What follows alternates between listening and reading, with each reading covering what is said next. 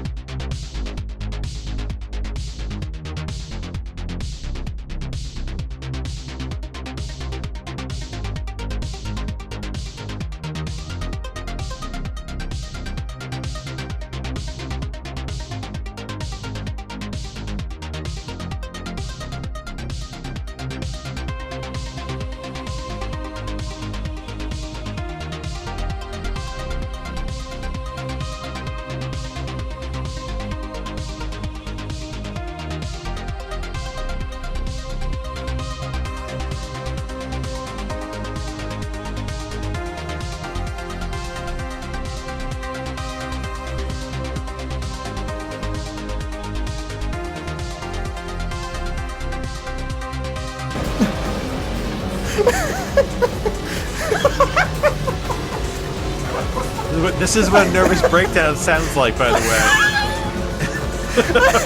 I'm going to leave this in. All right, now I have to... All right, I got to fade each one out. So hold on. I'm going to hit first, second, third, hold on, fourth, fifth, sixth. Jesus Christ, I think it was more. Wait, no, it was more. It was like 10. Hold on. Hold on. Okay. Hold on. Yeah, it was 10. There we go. Okay, that's the last one. There we go. Oh, wow. Yeah, it was 12. I didn't realize because there were so many that it went off the bar. Anyway, let's start off by telling you if you'd like to support our show and more hijinks like that, then you can go to supportourshow.com. And there you will find support links so that I can purchase even more stupid tools to be able to create a wall of sound to drive people off. I mean, the thing is, I don't even think that'll trigger a strike because there were too many sounds. So, what could even be identified in there until the very end? What could go wrong? And that was less than 30 seconds, or it was less than 10 seconds. So, no, we'd be fine. That shouldn't get a block at all. Yeah. Yeah. Supportourshow.com. That's it as far as programming notes. I think. Yeah. You know what? I don't feel like doing this tonight. Let's go play video games instead. All right, bye. You know what? I should get a video game sound so I could just start acting like we were. I don't think I have video game sound effects, actually. Oh, man. Video game sound effects. Bloop, bloop, bloop, bloop, bloop. No, I think it's about the only thing I don't. I don't think I have any video game. No, you know what? It's. I think what it is. I never want to go back to Fallout 76 because, like, there's just so much of it. And I think what it is that Fallout 76, because there's so much, once I get rolling in there, I kind of want to go back, and that's almost the problem. Yeah. Because it's like, well, I got other shit to do, but I want to go back. You know what I mean? No, the closest I have is the Snake Man theme that was playing. That's the closest I have to video games. Is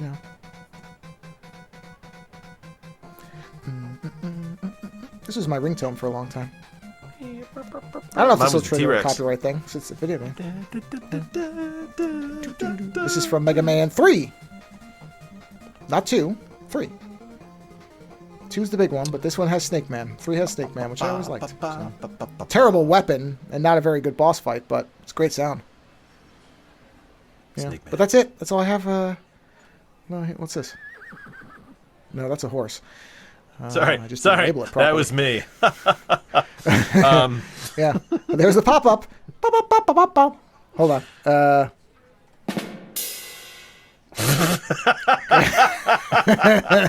Okay, your job, sir, is to figure out the perfect timing application of that. Yeah, really. Yeah. What I have to do is actually turn the volume down. I didn't realize that was at full effect. So you don't blow yourself out and the rest of us? Oh, I don't. Listen, I don't care. Let's see. I don't care if there's ear blood. Well, I mean, I don't. Let's see. Oh, here's one. Let's see. I don't know what I would use this for. Oh, Wow, that's a really good gong sound effect. I thought it was going to be a lot shittier than that. Man, that was smooth. It was smooth, yeah. I will give you that. For a built-in sound effect, that's pretty good, because that's the same bank as this. Yeah, and that's not a particularly good rim shot. No, it's not, but it's not as good as it. It's not a bad one. It's a little false. Let's see, what is this? Hold on, what the fuck is this one? I don't know what this is. Oh, it's Air Raid. Got it. I didn't know what the Air Dash R was. That's the ringer for my parents. Actually, that reminds me of the old. That reminds me of the old 50s or 60s Time Machine movie. Yeah, Time Machine. Which, God, I haven't watched that movie in a long time. I used to watch that movie all the time. Well, you saw right before a little while ago. But today. I texted you that video of the Roy Batty coat from Blade Runner. Yeah. Did you watch that? Yeah. I did. Right. No, I'd already seen it. I watched I have the Tested channel as one of my subscribed channels. Well, see, because every so often he gets hands-on with one of the old Star Trek. Like he just had the Enterprise D. He got to look at the filming model thing. Yeah, well, the thing is, I'd never seen that. I don't know how I found that video today, but I was looking at something and something about the Roy Batty coat. And I love the Roy Batty coat from Blade Runner. Like when I was younger. Does somebody sell a replica? They must. Somebody must have a replica of that. Okay, so... I mean, I'm not saying it's good. I'm saying somebody must sell it. Here's the thing about buying replicas. It's a really good and bad era to buy leather jackets. Because there's a lot of overseas companies that'll make just about anything, right? But they're really cheap. They're really cheaply made, they use really poor leather, and they're very poorly sized. So they're almost like expensive Halloween costumes. Do you know what I mean? Oh, yeah. No, I know exactly what you mean. Yeah, and that's what basically they're like cheap leather, cheap fabric. Yeah, exactly. So well, that's okay, and that's why I said I'm sure somebody makes. Does anybody make a good one? Because nobody makes a good one. Okay, that I know. Because remember, wasn't there a company that was making a really good version of the Indiana Jones jacket for a while? So there's a bunch of companies that do the Indiana Jones leather jacket because Indiana Jones fans are nuts, and it kind of crosses over with like military because it is a alteration of like a military coat to some degree. So yes, like U.S. Wings does a really good cheap version of the Indiana Jones coat. I just got my youngest a bomber jacket from them. So yeah, they do a pretty good Indiana Jones. But the thing is, the Roy Batty coat has a lot of detail to it. That's one of the things that I like about it. Is I hate boring coats, and they do. It is funny because you don't get to see much of it in the movie. Really, it's usually in darkness. Actually, I think you see quite a bit of it. I never realized that you never saw the back. Get it in good. You don't get good lighting, and you don't see all of it. Is what I'm getting at. You see it in certain shots. It's often very dark, so you see. And it's always you see the top half. Yeah. The top front. But you don't really. I think there's one when he walks in to choose. I think that's the clearest full shot you get of the front. Yeah. Where he's in the coat. And that's it. Otherwise, it's close up. You do see it, but you're only seeing really, I'd say, from belly button up in most shots. That, to me, is one of the cool sci-fi leather jackets. Like, it's in that pantheon of cool leather jackets. And the thing about it, I didn't know, is that it got sold, like, right after they finished filming the movie. So, and I guess a lot of the costumes, the main character costumes in Blade Runner, they only ever really made one, maybe two of them. But in the case of the Roy Batty coat, they really only made one of them. And it was sold in auction, so it was gone. And they didn't discover it again until 2022, which is nuts. But the thing I wanted to talk about at least it was still in one piece, and somebody just throw it out because it was one person who had it, which is crazy. Well, that's what I'm saying is. There's a lot of stuff from the thing that people don't realize, or maybe they don't know or they forget about, is a lot of these movies like Blade Runner, if they're not big hits back before everything was preserved, people just threw that shit out. If it wasn't a movie that made money, or they didn't, it wasn't the right people weren't there, that stuff doesn't get kept. Sets don't get... None of that stuff gets... So a lot of the hero a costuming props, person might walk away with it or something like that, yeah. Right, but even then, sometimes they don't, because if the if the production doesn't preserve it, technically, those people aren't supposed to keep that stuff. It belongs to the studio. And a lot of times they just throw it out, which is why a lot of times the people who make stuff steal it. Yeah. They sneak it out because they know. Now it's different. Now there's, I think, most places on bigger budget or something of that nature, there's like a time period before they throw it out, because if it's a big hit, suddenly they got to preserve it. Yeah, So I think there's more of a preservation effort now than there used to be. But a lot of that stuff, they get rid of it, so you can't rebuild that, or you can't reclaim that stuff. Yeah, and what's fascinating about the Roy Batty is that the Roy Batty coat has all this really neat piping on it, right? And I didn't realize that piping is actually orange. It's orange piping. And in the video, they talk about how it's a possibility that, I guess, they brought it in, and for all they know, the director was like, "Hey, paint it black like everything else, because the black paint is beginning to peel off." And I actually thought to myself, what do you think of that design of the coat having all that red piping? I think that would have been. It's not that it would have been better, but it would have been. It still would have been cool. If they had that, if it had all that orange piping in the movie, it would have been almost like a weird highlight color to him.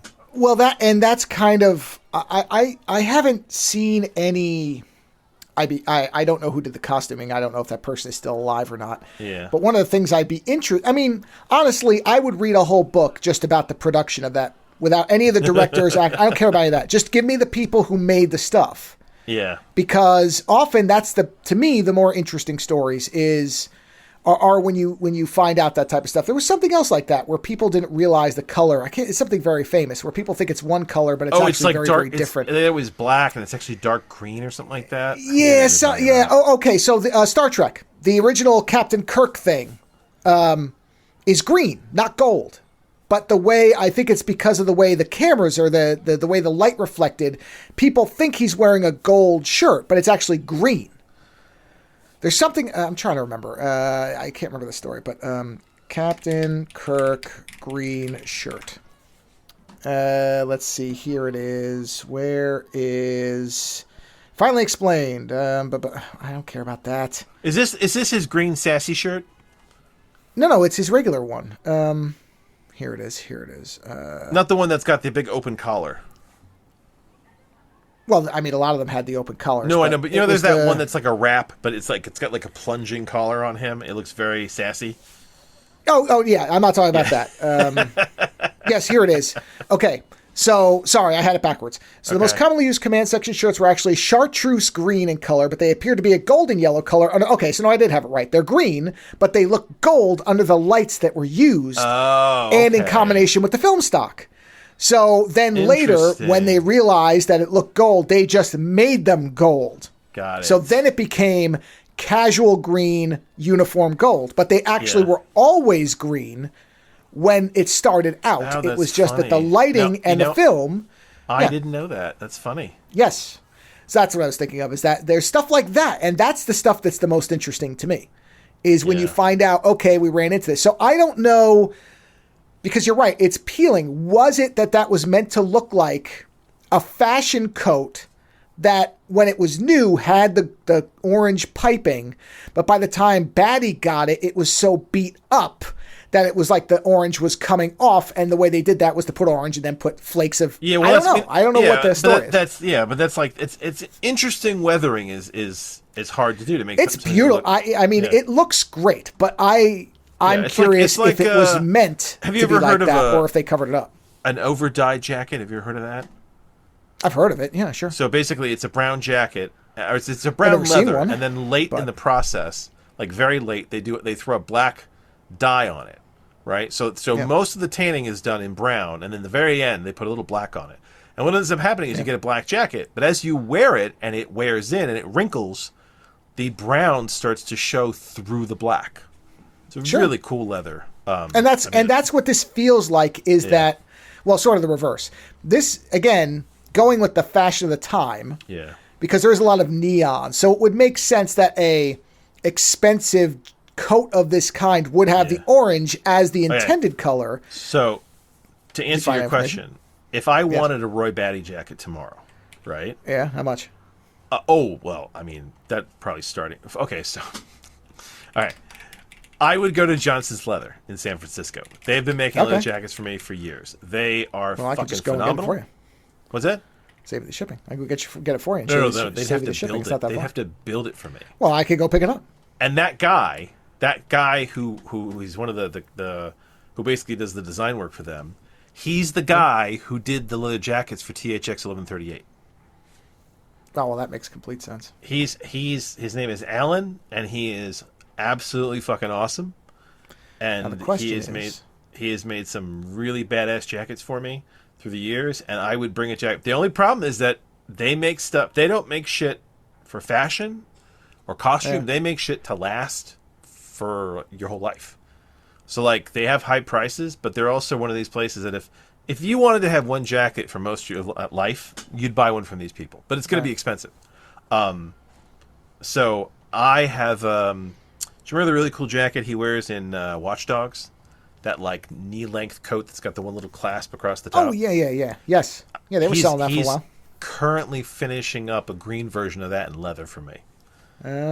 Which I really, really like. I have it in like a wax cotton that Volante did, but I wanted it in leather.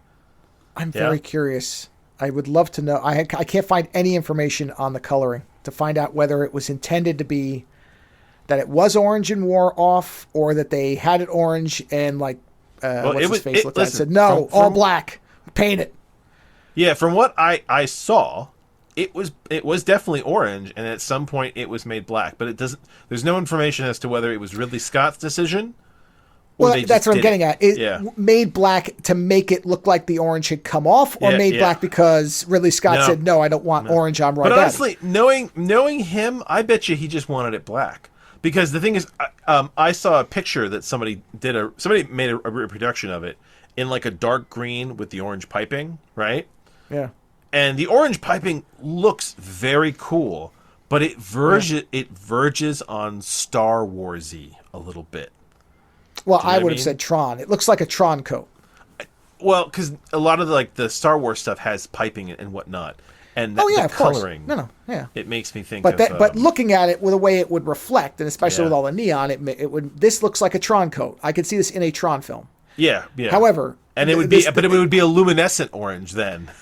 The only thing that makes me really wonder if this was not Ridley Scott's original directive, is if you think about the Prometheus spacesuits. Yeah. They have that yellow piping on dark blue. Yeah. And it may be, it's just a guess, I have no idea, no inside knowledge, but maybe because Ridley Scott clearly saw Planet of the Vampires, I've talked about this before, and ripped off a lot from it. And one thing that movie has is a lot of bright, colorful piping. So maybe this was his original thing, and then when they got it on set, he went, no. Would it be awesome? No, would it be awesome if it right. was fucking Rutger Hauer? If he just brought it, he had somebody he knows back in the Netherlands make it or something. They put it on him, and he looked in the mirror, and he was like, "This is wrong." Because I mean, especially with that production and hearing about his personality, I don't entirely put it past him. No, I wouldn't either. It's possible. It's definitely possible. I mean, it's also there's lots of things that look good in pre-production or in a, what's the word for it? You know, the artwork they do beforehand. Why can I not think of the... Oh, the design or pre-design or what? No, storyboarding. There's things that look good in storyboarding and pre-production meetings because they're artwork, and then you put them on a set and you sit there and go, no. And orange, that's a very bright orange when there's not much orange in the film in general. If it was green or something that was more similar, they might have left it. But that orange, which may have, like thinking as a designer, in my head, you do want something that's distinctive to make your main villain pop, to see him and instantly recognize him. Yeah. However, this feels like it's too far. It's too harsh of an orange. I think having him all black like that lets you know exactly who's coming. And honestly, it works better because then when he doesn't kill Deckard, you're surprised. I mean, there's an argument either way. You can make the argument on either side of it.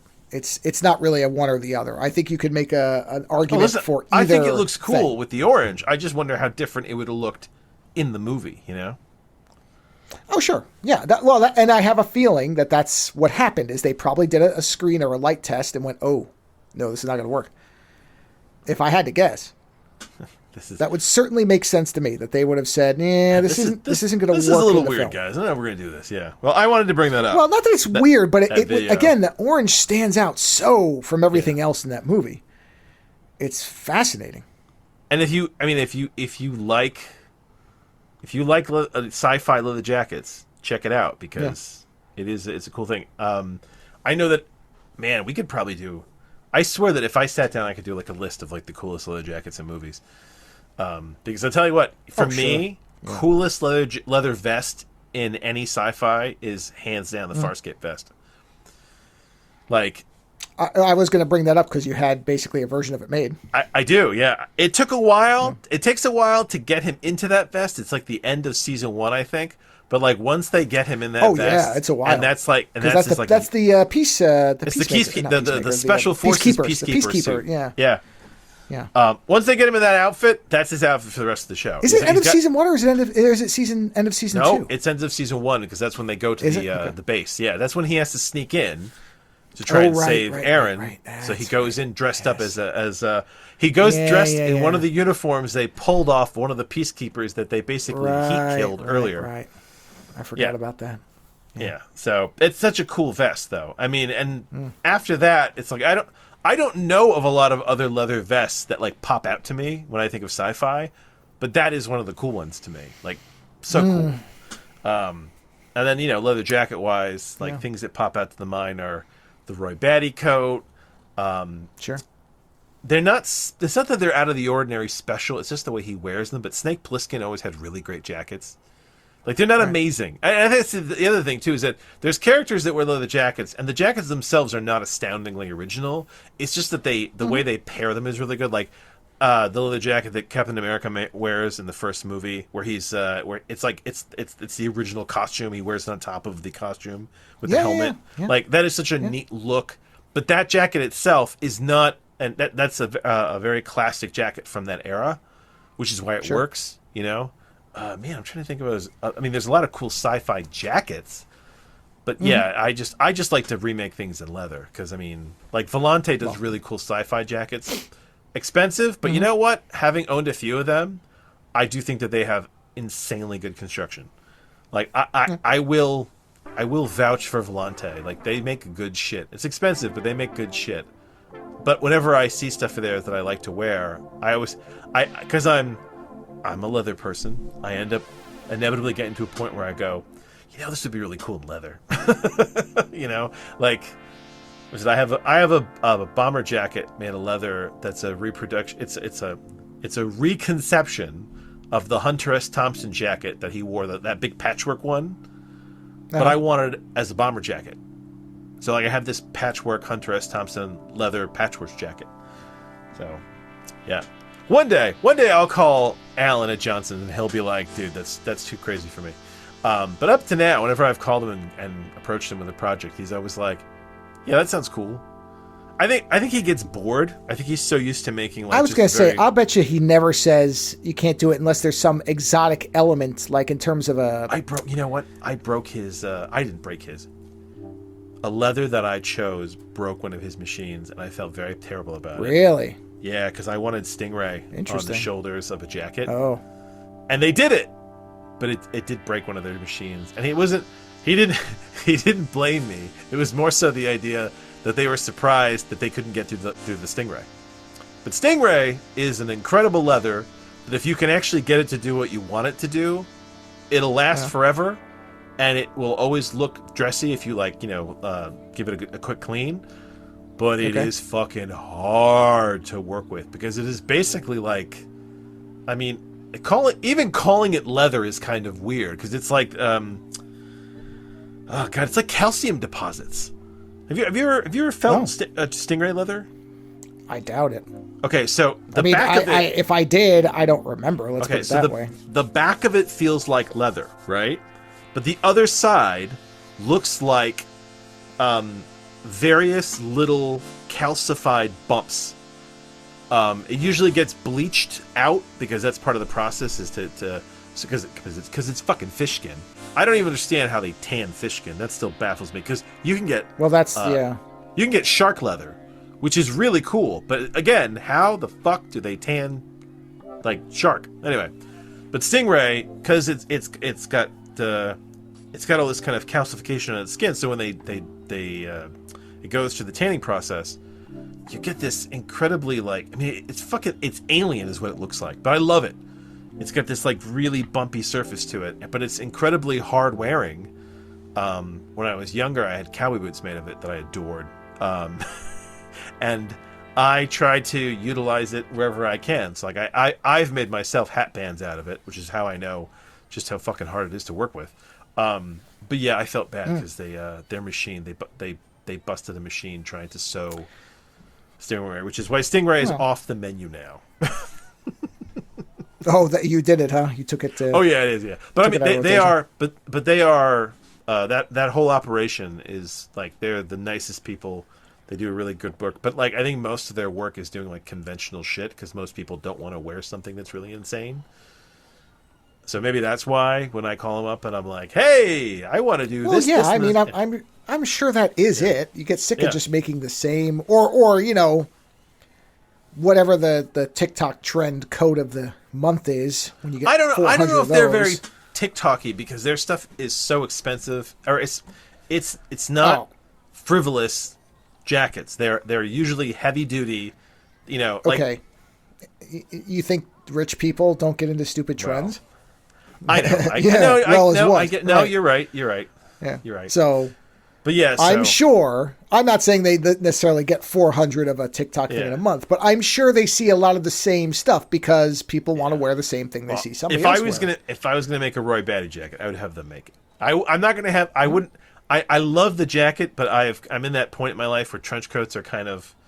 I loved trench coats when I was younger, but now that I'm older, like it's just getting it.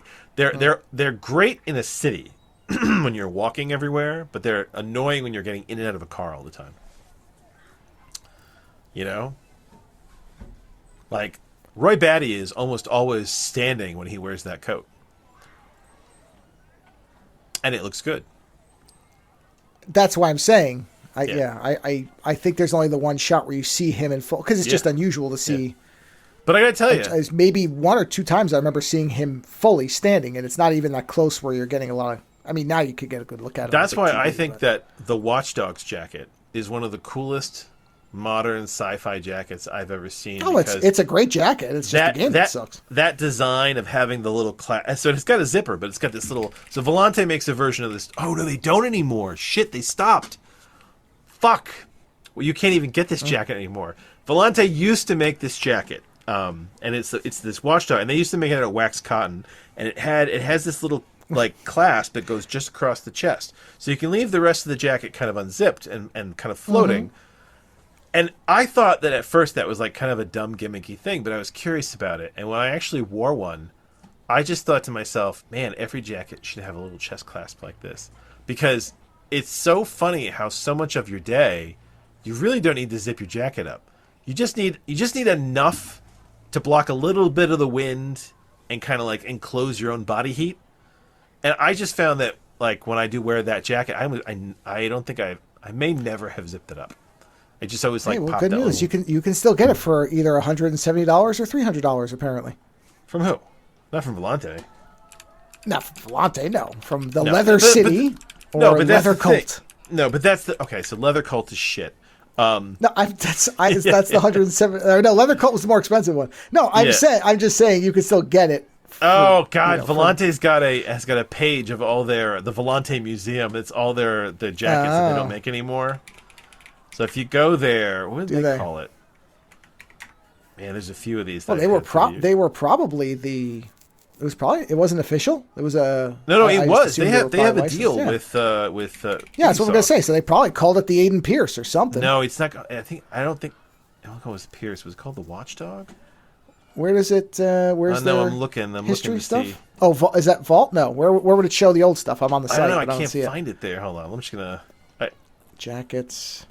I mean, there's pictures of it. It would be considered but I a jacket, can't find it. Yeah. God damn.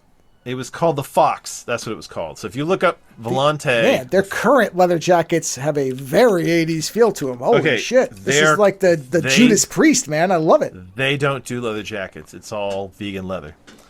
Or fake leather, which is plastic. I don't care about that. I care, because I'm a leather dude. No, this says natural calf leather. So apparently they still do. Is this Volante? Men's biker jacket, calf leather. Isn't that's calf isn't fake? Hold on 1 second. Are we on the same... VELANTE, right? VolanteOfficial.com. No, it's volantedesign.us. Oh. That's them. So I don't know where you are, but you found a jacket. Well, it says Volante. I mean, this certainly looks like the same one. Hold on, let me see. Yeah, send me the link then. You might be on a... Hold on, let me make sure. What's the one you're at is what? Is Volante what? It's volantedesign. All right, hold on. Let me go design.com. Volantedesign. No, it's design.us. All right, hold on. Yeah. Well, that's interesting. Okay, so let me see. Volante Design. Spell Volante again? Make sure I got it right. VOLANTE. That's why. EDESIGN. No. It's the one I went to was VEL. Got it. Well, that explains why there was so much 80s stuff. Which I was fine with, but I'm like, no, that's real leather. Yeah, like, and the thing is, they've got deals with, they've got official Mass Effect jackets, and they've got the Star Trek jackets, and they don't do leather. They do fake leather, and they do a lot of, like, stretch cotton and stuff like that. And, like, canvas. Very cool. They do a lot of wax cotton as well. So they ditched leather, huh? Wow. You know what? They never really did it that much. Okay. So I don't mind that. The jacket is called the Fox. It's Volante Fox. They don't do it anymore, but they used to. Speed Racer? Yeah, they do Speed Racer jackets. Look at the Racer X. That's nice. Yeah, it is. They do a lot of cool shit. Dude, they do the Away Mission jacket from Strange New Worlds. Off-World. Oh, this is just general sci-fi, I see. Yeah. Oh, look at these models. Many of these are LARPer. Hold on. 6 symbols, hold on. I see. A lot of the models, the skinny guy with the beard, that's one of the owners. I'm not surprised. Yeah, I love him in the Devil's Fury hood. Okay, look, not that I'm one to criticize, but I am. But why look up Exile Hood Devil's Fury. Now, I have no problem with the hood. I don't care. Yeah. But why would you do that in a short sleeve shirt with cargo shorts or whatever? It looks so dorky, because he's not dressed. Is he wearing cargo shorts? Well, they've got pockets on them, and they look like shorts. They could be pants, but short sleeves and a Witcher's hood is weird. Is what I'm saying. I cannot vouch for the nature of the modeling of the objects. No. What I'm saying, there. I just gave you the link.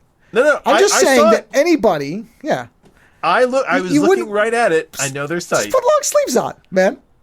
Just put long sleeves is all I'm saying. Yeah. Or put one of your other awesome coats. Put the replicant coat on. Yeah, you got all this awesome material. Yeah, that replicant coat is awesome. For me, what is it? There's a vest. Okay, I'm tempted to buy the Vanguard bracers in red. The smuggler. The smuggler's vest. I love the smuggler's vest. That to me, after the Farscape vest, is one of the coolest vest designs out there. We have finally regressed to both of us shopping during the show. Oh, no. Listen, I'm not shopping. I've already shopped. I'm sharing. There's a difference. Oh, that's great. So, yeah. And listen. I haven't even gotten paid for this. So, you know that I must like their products. Is it Volante Design singular? I guess it is. Okay. It's design.us, so people can see it. Yeah. Yeah, well, I'm going to put Volante Design. And the thing is, they do a lot of limited runs, so stuff does come and go, right? So, like, the smuggler vest, I have that in a few colors that they've done through the years. I fucking love that vest. Like, that is one of those vests that it's got a slight quilting to it, so it is kind of warm. So, like, I wear that for, like, 3 seasons, like, either underneath or over stuff, and it's a cool vest. Look, outside of my questioning of some of their modeling choices, the modeling is pretentious, clothing, No, I don't even mind that. Like I said, I just don't know why you put a hood with short sleeves. It just looks stupid. But you know what? I don't care. I don't care how pretty you are. It's going to look dumb. You know what my biggest problem with Volante is? This is my only problem with them, right? Sure. So he is a skinny, good-looking guy. Can we agree on that? Yeah. He's a skinny, good-looking that's guy. What I'm saying. He looks very fit.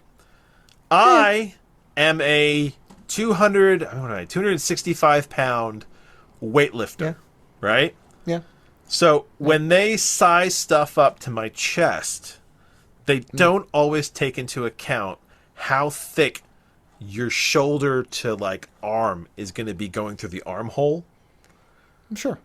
So there are times with their stuff. I've actually returned stuff of theirs in the past because everything fits great, but the armhole was made for someone who was much more slender fat than I am. Yeah.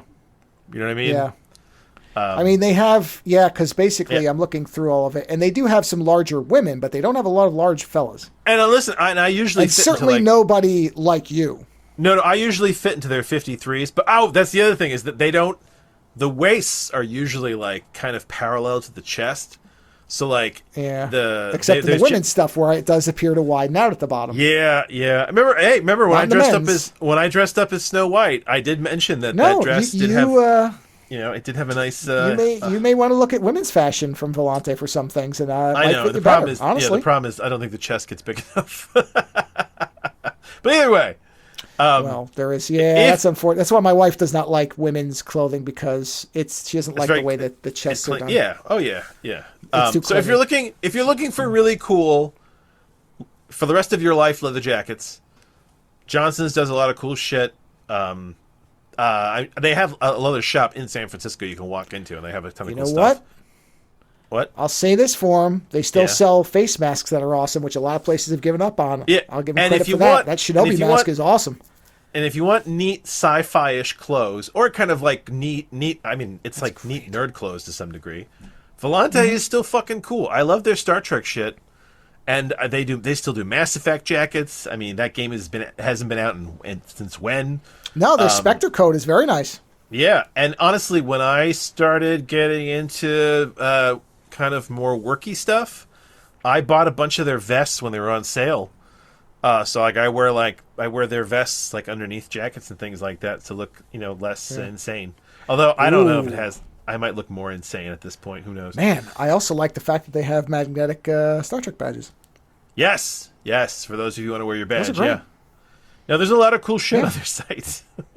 No, like I said, the actual clothing is honestly, you know what? Very good. Here's the funny thing, and the quality is good. I've owned it, but the other thing is, you've missed all the shit that they had. There was a while there where they were doing stuff that looked like it was right out of, what was the Cyberpunk game that you loved? With the guy with 2077. The Paisley. He had a lot of Paisley. Deus Ex? Yes, they had a bunch of stuff that was very Deus Ex. Like they had a bunch of vests that had kind of the Paisley patterns running through it and shit like that. Yeah. I mean the problem. I think it was. I would never wear it. That's the issue. When would I ever wear this stuff? Well, you don't wear it until you know what? I believe this to be true about any cool clothing. If you want to wear it, then it is always a good time to wear it. Oh no, I agree, but I would be wearing it. I mean, I guess just wearing it around the house, but I would never wear it out. And I feel like stuff like that. You can wear it out if you want. But I never would because I never wear a jacket. Well, that's the whole of the problem. I never wear anything but t-shirts. I know. Unless it's like a funeral or something. Otherwise, I'm never not in t-shirt and shorts. I know because you live in California. I know. That's what I'm saying. Is that it's the thing for me? Is like I would never actually wear it, and I don't. And they don't do shorts. Buying something to have it hang in a goddamn closet all the time. Vests, most of the time, you can get away with vests once a year. I guess I could do vests. I suppose I've never worn vests of any kind. That's fine. I do. I have the same clothing all the time. So this stuff works for me. The dressing up for me is a dress shirt and Dockers. That's it. It's as much as I ever get dressed up. No, I'm not a dress-up-y guy. No, I want to have more fun than that. Well, yeah. Yeah. I don't care. So anyway, I wasn't trying to take us shopping. I was just trying to take us. No. I mean, it's good in case nobody's heard of it. I don't mind that. They do make some neat stuff. I like the design. And honestly, Johnson's is not a place that a lot of people have heard of. That's one of those weird, like, if you know them, you know them. Because they do a lot of they do a lot of the jackets Americana stuff for Japan. Like if you go to their website right now, they have limited stock of like kind of small releases they're doing. But yeah, their stuff is just so cool. I mean, he made me a jacket many, many years ago, probably like almost maybe 20 years ago, that was they took the leather that you would normally, those moccasins, those moose moccasins you can wear that are like really squishy that you wear, as slippers, they took that leather and they had a guy. They have a process called skiving. Skiving is basically when you thin leather, right? Because some leather comes out really thick. So shoe leather is much thicker than jacket leather. But some leather is so incredibly soft that you can skive it down and you can wear it pretty thick. So like most leather jackets are about, most high-end like motorcycle jackets, like the things that people are wearing on a speed bike or some shit, are like a 3.5 ounce leather jacket. Most of the stuff you'll find in stores, it'll be like 1.3 to 2 at most if you're lucky, right?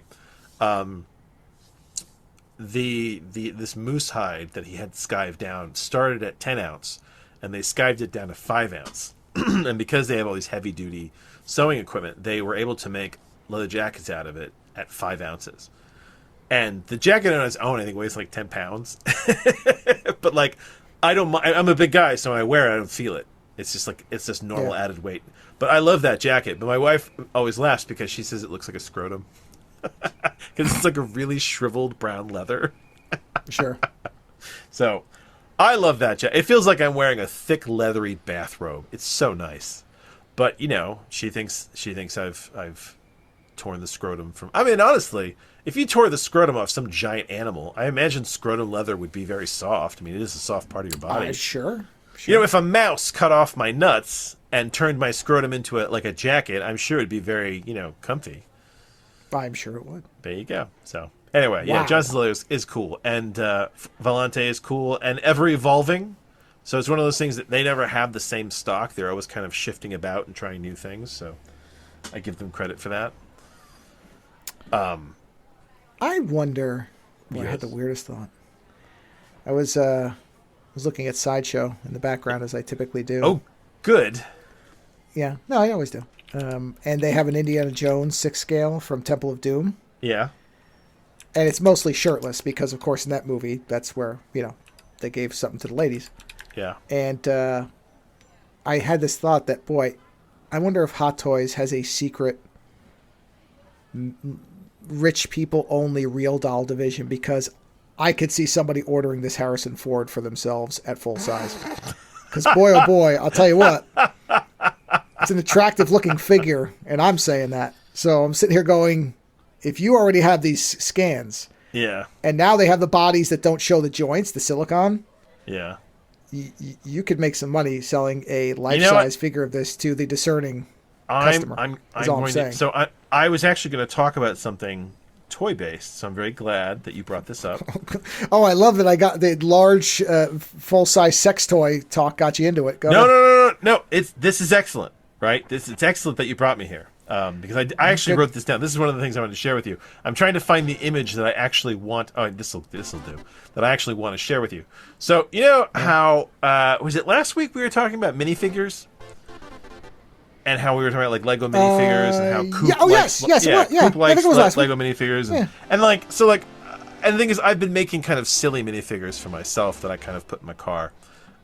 Like weird, really shit based on my own weird jokes. Like my wife and I have a weird joke about a My Little actually, we talked about this in the show, the My Little Pony octopus that I tried to make out of AI, that. And then hers came out with tits. And then I found out, I found out in the interim about something called My Little Pony in a Jar.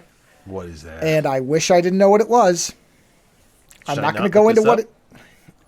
Hold on. Would you like me to describe it, or do you want to look it up? No, I want... I'm going to let you look it up, and you're going to tell the audience what it is, because I don't want to do it. What is it? Mm-hmm.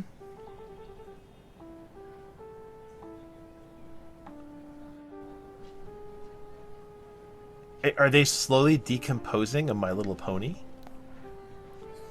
Read what it is. Hold on. I'm having trouble finding information. Hold on.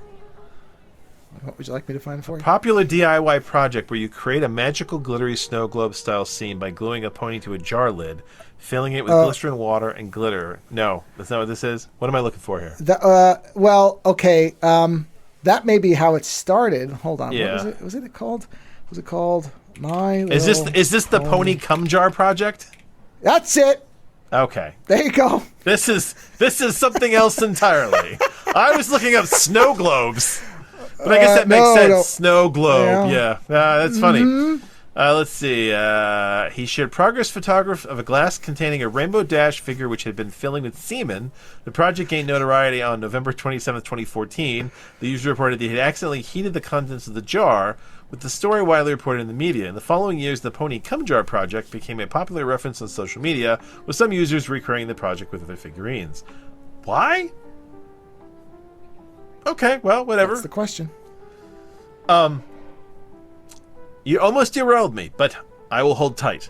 So, you were talking about figures. Hold tight. So, we were talking about minifigures last week, and so I made myself a pony octopus hybrid figure because I found octopus Lego bottoms, and then I found a pony head. And I'm putting it in my car because every time I get in my car, I look at this weird shit and I go, ha ha ha, right? So anyway. I guarantee Lego bottoms is a Rule 34 subgenre. Anyway, go ahead. I'm sure. But here's the thing, right?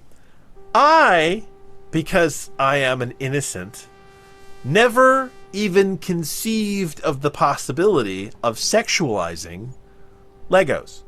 Like, not like, I'm sure someone has made a dildo out of Legos, but I mean like Lego minifigures. They are benign, sexless, funny. Well, like let's in my find out, mind. shall we?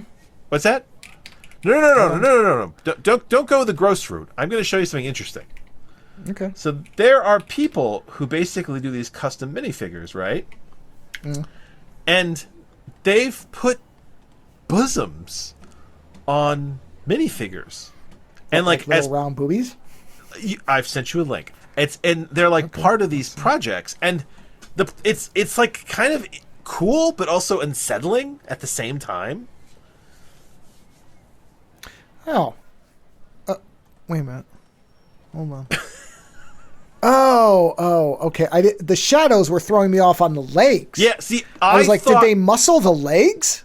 No, there's really good paint. There's really good painting on these. So at first I thought there's painting, but it's also just the shadow of the clothing. I thought they had painted the breasts on, but they aren't. Because I don't like how they've got the back muscle. Like it's not Lego anymore. Well, you see what I mean, right? How it's kind of a weird thing. For me, the whole Lego is actually just flat. It's actually a cuirass. Like it's actually like a weird thing because like sometimes you get armor from minifigures and it goes over their head. Sure, yeah. Except the chest piece is a pair of boobs, and then it's like a weird back, and like it's kind of weird because it's like it was like I think it's an attempt to make them more physical, right? But it just reads very strange to me. And the thing is, like this company called Layle Brick, whatever. They've got a lot of really cool shit. Otherwise, like they do a lot of really cool customs. They did a full like T1. Was it T180? What is the basic Fallout 76? T800. The T800. Oh, No. Oh, the T. T60. Well, I think it's the T45. The T45. Yeah, they did a T45. Yeah.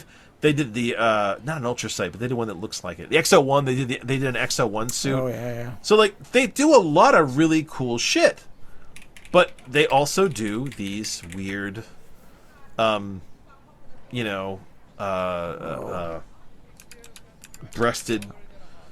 Legos. Yeah, T45 is the first. Yeah, if you look, I'll send you the picture. Yeah, they do a really good T45.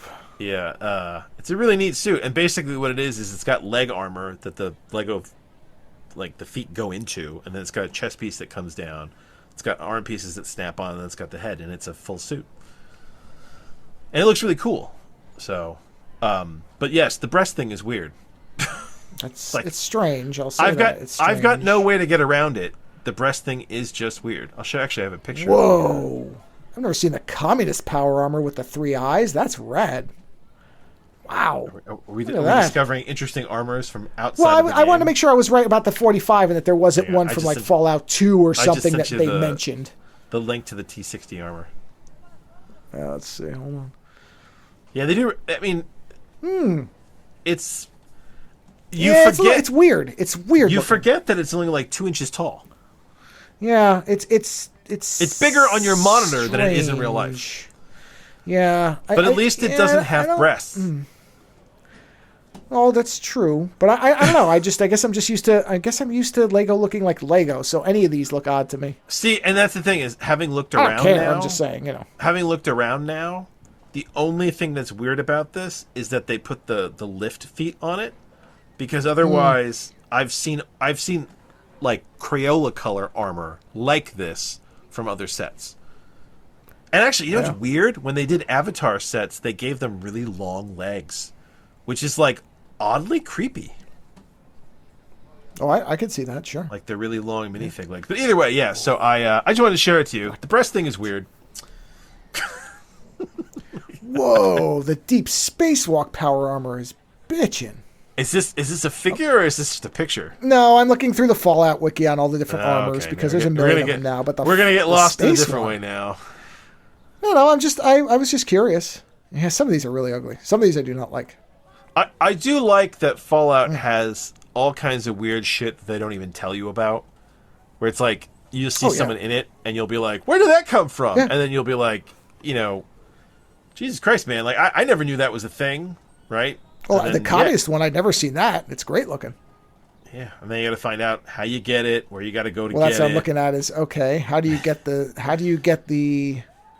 deep spacewalk power armor? Is that even accessible, or Who is do you that have something to? straight up buy? Who do you have to blow to Here get it that is. armor? Suit of Exo-1 power armor, styled to resemble a USSA spacesuit. Agency logo. Blah blah blah. How do you get it? Available upon reaching rank 100 of Fight for Free. Yeah, seasonal. So you have to wait for that season to come around again. Son of a bitch! Yeah. If it ever does. Yeah. I don't know. I don't know if these come back. No, I don't think they do either. And That's too listen, bad. I do like that because that makes it so that stuff does actually have, a little more value to some extent because you're sitting there going, "Oh, okay." Well, it does, but I mean, if you missed it for good reason, it would be good if they came back every couple of years or so. Well, yeah, and maybe they will. Maybe they'll do a special, That's what I'm looking to see if they get ever it if you repeat. missed it type run. Yeah. Do they ever repeat? Here we go. Wow, no. At all. You can buy the seasons. That's the only way. Yeah. Wait, after the fact? That's what it says. I didn't think you could do Yeah. that. Well, I think you can buy any type of thing. No, let's see. Like Atomic Shop. Let's find out. Let's see I if it's don't- there. I, If it's I on the didn't think Atomic you Shop. could do that. Well, I guess you can't access it outside of the thing, huh? Let me see. F76. Can you access it anywhere but the game? Because I've never guess seen not. anything in there that lets you. Yeah. Well, you could buy paints, so I don't know if there is a way to do it. I'm not sure. To be honest, that's interesting. I don't know. Yeah. Well, It's hard to say. it's neat. It's neat that it exists at all. How about that? Sure. So, otherwise, I didn't have anything else to derail us. Did you have anything? Did I have anything else? Did I have what? I feel like I did, but I always forget by the time we actually get to the thing. That's why you gotta write them down. Ah, you know what? It's not as much fun to write them down. You haven't done it all this time. Why Come start on, now? Dad. You're just trying to ruin it for me. Why mess with success? If you could call it that. I think No, of that shit. No. I think about Wait, it. I try to hold it in my head. No, we're an hour in. Fuck it. We got to get to the movies. Jesus Christ. We'll be here forever. God, I always see, I never know how much time's passed. So yeah, if we don't get to it now, it'll never end. All right. It'll never end. Oh, you know what? I did want to Yeah. look at one. Do I have it here? The only thing I noticed something was missing. It'll never end. Not from the, here it is. Hold on. Just vamp for a minute. Just do some jazz, like, you know. Here it is. Okay, so which one? Hold on, I just gotta listen to something. I mean, yeah. Jesus Christ, that's loud. Okay. Breasts on a minifigure. Come on. I'm glad you didn't hear that. Next thing you know, I'll have vaginas, and then what are we gonna do? People be trying to fuck their minifigures. Have you seen that? Have you seen the 12-inch sex dolls that people have sex with? 12-inch? No. It's a 12-inch like latex doll that looks like a figure, right? And then you can put your penis in it. Oh. Hold on, I'll send you a picture. Yeah, hold on. I mean, I believe you. That's why I was saying the thing about Hot Toys. See, I kind of thought that was going to happen. But they don't. But the thing is, they don't make it big. Oh yeah, here it is. All right, so look up Orc Sex Doll Zarga. Oh my god. Orc Sex Doll Zorga? Zarga. I see it. Let's see. Hold on. Climax Doll.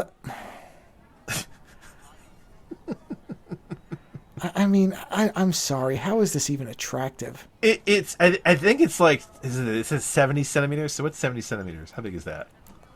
I don't know my conversion. I mean, I'm just looking at the boobs, and it's just like, okay.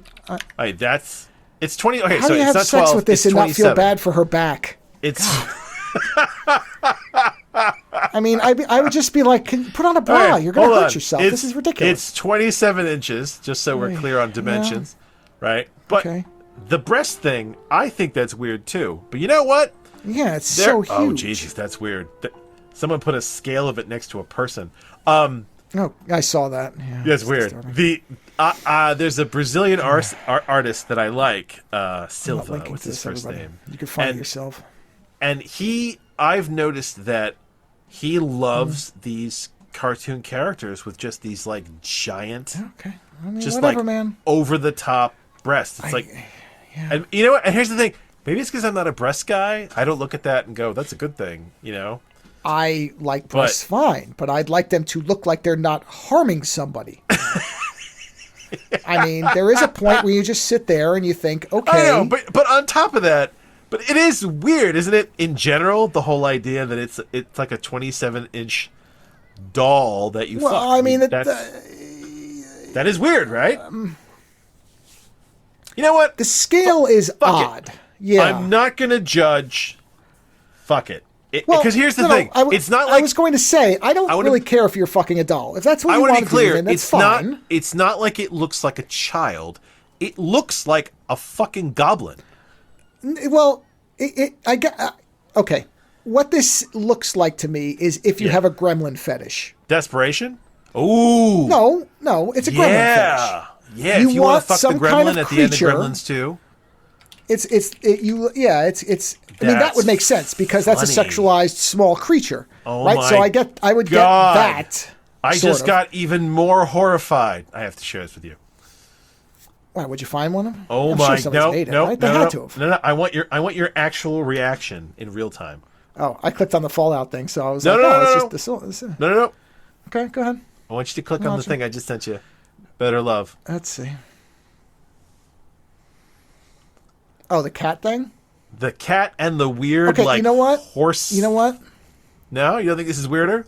This isn't weirder because at least the proportions look reasonable. Like, that looks like a thing I would see, except for the cat head.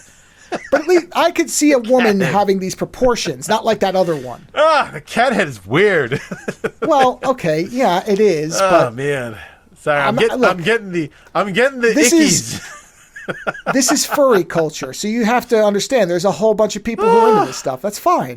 Plus, I mean, anybody who's considering, oh, Jesus Christ, that looks like a Coop doll. Anyone who's considering a sex doll in their future, remember that the photography they use on these things is incredible. Is ideal. Because I've seen a few of these in real life at like holy shows shit, this thing is 4 feet tall.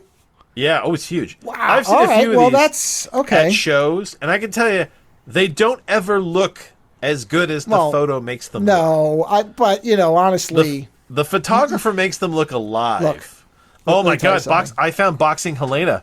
This is one with no arms and no legs. Of course you did. But here's the thing, right? I'm going to guess that most of these encounters take place in dark rooms with some specialized lighting, so I don't think that's a problem. When you unbox it, is it going to look sexy? No. I would imagine not. What? But here's the thing: when you're lonely and horny, there's a lot of things that look good going to start that looking good. And that's what I'm saying is, I don't have I do have a problem with the, quadruple Z breast because that just seems like you're going to need a harness for her not to fold over in pain and scream. Oh, my God. Remember, Joe, they're not alive. This isn't Toy Story. No, I know, but if you're... Oh, God. Okay, here's a question. We were supposed to do movies. What happened? We will. Here's a question. Do you imagine... By the way, I'm going to say this very, very simply and clearly to anybody who might be listening. If you're into this stuff, that's fine. Be into whatever you're into. No. Do what you want. Do what feels right, as long as you don't hurt anybody. Literally, do what you want. But what I'm saying is very clearly, I don't want you to answer if you know.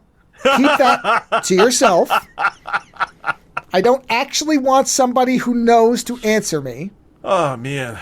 Yeah. But in my head, if I had one of these, I would be fantasizing that it was a living thing. For the most part. So in that case, I would have the consideration for its physical comfort. Therefore, I will bowling ball boobs are not ideal.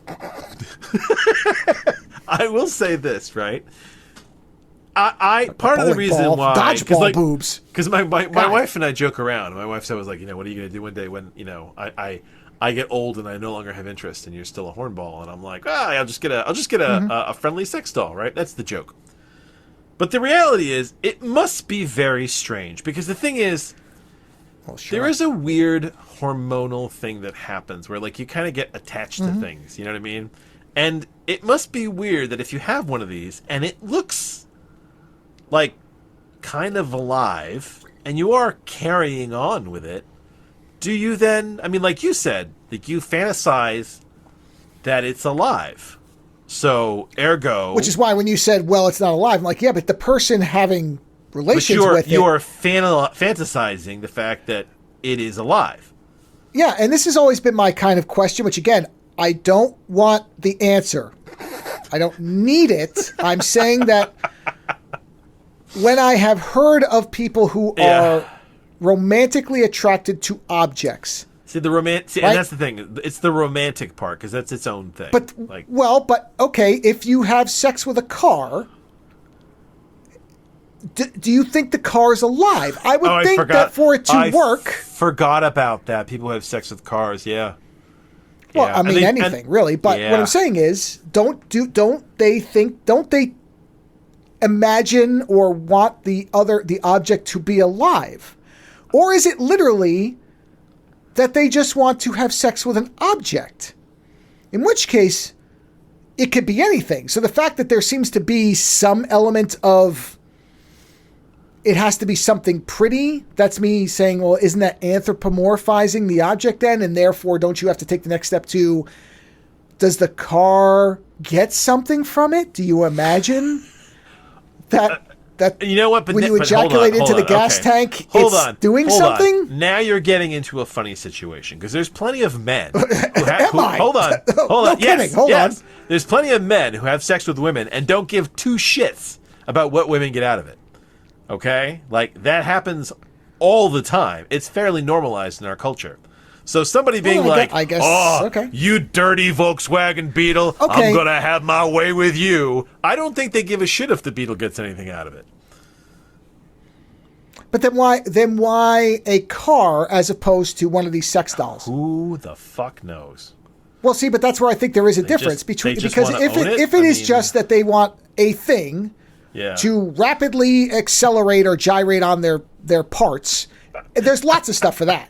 This is a terrible road to go down during a show. Well, what I'm saying, there's a psychology to this. There really is. What I'm saying is, there is an entire industry of sex objects that are made to get a single person off very effectively. In fact, one was just at CES, one with an adjustable motor to jerk you off.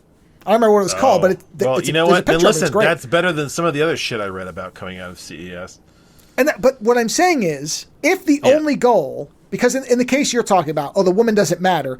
Well, then you can just buy one of these, I don't know, jerk-off machines, and it's going to be fine. Yes, but okay. But I think that fact, they still... If anything, you don't have to buy it dinner, so I'm doing you a favor. Okay, number one, I don't think they're going to buy it dinner. Number two, I think they still want it to look... They have to have the vague... Sure, then buy a blow-up doll and put it in the crotch.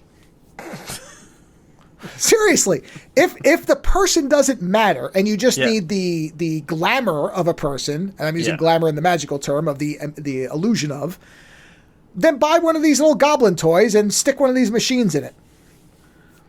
And you're done. So I think what I'm talking about is when there is an actual attraction. I have to imagine that a person who cares about the car, whatever that means, and has to think the car is somehow alive. That is, I think, very, very specific to the person. Oh, I agree. Because there's plenty of people. Those people would then, if it was the goblin doll with the mega tits, that person would, I would have to think, would sit there and go, is this hurting you? To be bouncing with those things. A fantasy about mega tits. I mean... I guess if they lay the thing down and then it takes the pressure off the back, but holy shit. There are guys that love heels so much they don't care if women break their ankles wearing them. But rather than simply point at it and snicker, I try to at least understand it. And that's what I'm getting at is, okay, but the thing about the goblin doll... You want to get into the psychology. You made a statement about your psychology, which is that you empathize with a thing that you want to put your penis in. That's you, my friend. Well, there are plenty of men out there. That's true. No, but there are plenty of men out there that don't want to empathize at all, whether it's a woman or a toaster. But my larger point is, my issue with the goblin doll is not that there's a goblin doll that somebody wants to have sex with. Okay, fine. Yeah. Oh, no, but my issue is specifically it is a little bit fun. Disproportionate punching bags hanging off this thing.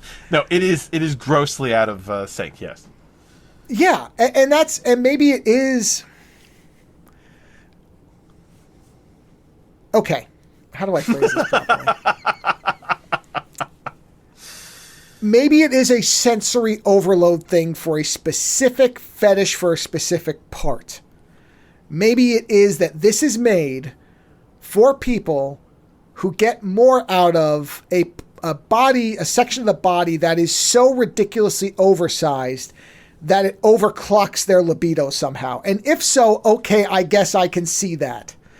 You know what? I have a better way of putting it. This isn't built for you.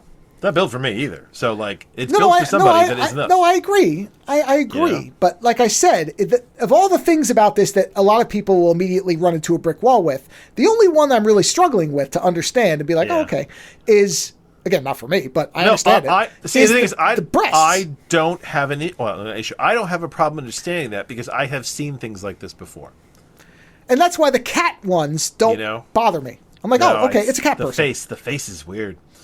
Well, it's just a cat. It's just a cat person. It's a cat person. And you're right. That's a furry thing. That is definitely not built for me. But. Well, it's not built for me either. But the thing is, normally, listen, what's comical is that normally a sex doll is like a big human-sized doll, or a sex doll, or a human with limbs torn off, which is even creepier. But this is like a doll. This is like a sideshow-sized doll that is built for... But don't forget they made that Cats movie, 10 years ago, with beautiful people in it as animals. So this is an offshoot of that. And it was a bomb, because it was so creepy. It was, but I guarantee you it was a success for certain people at home viewing. I guarantee you. God. That for some people it was an absolute smash hit, is what I'm getting at.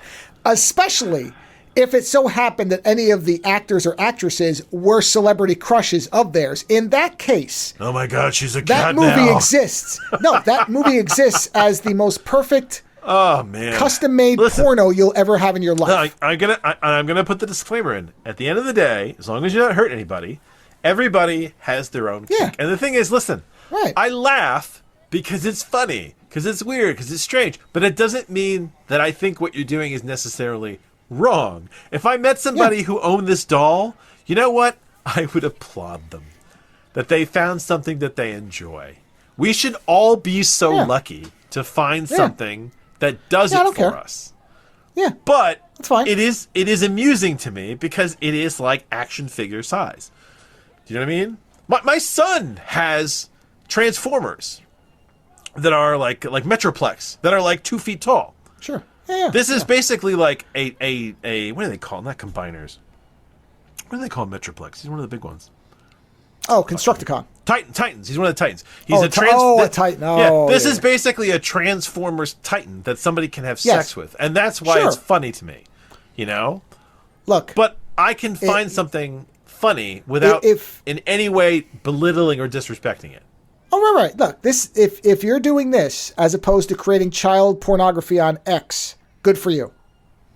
That's I far respect you more than creating CSAM over on Grok, like a fucking disgusting piece of shit. So, compared to that, have a great time, and that's why I'm saying the only thing that I gotta leave this site. Holy hell! I finally found one that I was like, okay, that one's a little too good looking. Time for me to go. It happens. Yeah, but this is a normal sized one. You know what this is? This is a normal sized doll that is made to look like the redhead from Arcane. Oh, sure. And I like athletic, beefy girls. So that does it for me. Which is why I'm going to close this link now. And this is where I was going with the Hot Toys thing, where I'm sitting here going, is Hot Toys actually the secret company behind these things? No. Because if they have all these scans, and if they can make these bodies, you would be leaving money on the table, right? Not to be doing exactly what you're looking at. I just realized what I get out of this show, why I show up. Because Sure. I don't care about the audience, and I don't care about any of the other shit. I think I continue to come back because we get into these predicaments, and I laugh so hard that I get such a laughter high out of doing the show with you. I think that's the only reason I come back. I think that's kind of a drug addict at this point, where it's like I know that at some point ability isn't doing it. What's that? My synth themes. Oh, you only started that recently. I'm sure at some point it'll get in there as well. But it's this. It's the fact that we laugh so hard at this shit. By the way, any number of things can pop up. I had a realization about something. What's that? I have digitized files of you laughing, and I just bought a sampler. Oh God. So, yeah, that's what I'm going to be fucking with first. I guarantee you. Jesus Christ. Just so you know. There will be I will be doing weird shit to your fucking laugh at some point. Oh, man. Yeah. Fucking sex dolls. It's weird shit. Yeah. So, man, I think an hour ago. We're ready to. I think an hour ago. It's not an hour ago. It feels like an hour ago. We were going to talk about movies. So we should Sure, here we go. Yeah. We should talk about movies. All right. Just give me the essence of the thing, the juice, you know.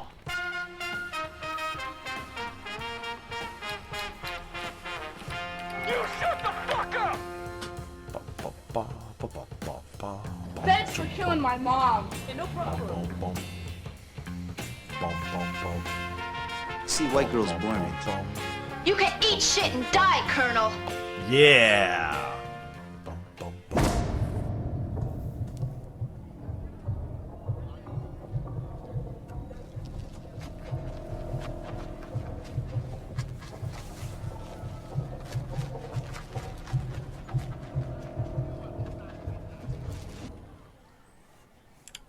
I think that sound was used in the movie. I think at the beginning we see the Predator version. I think that sound was there.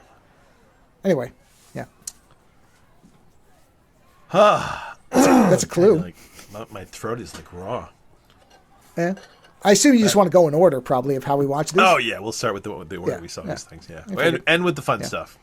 Actually, none of this was bad, so it's all good. No, but it went in ascending order of entertainment. That's for sure. There you go. There we go.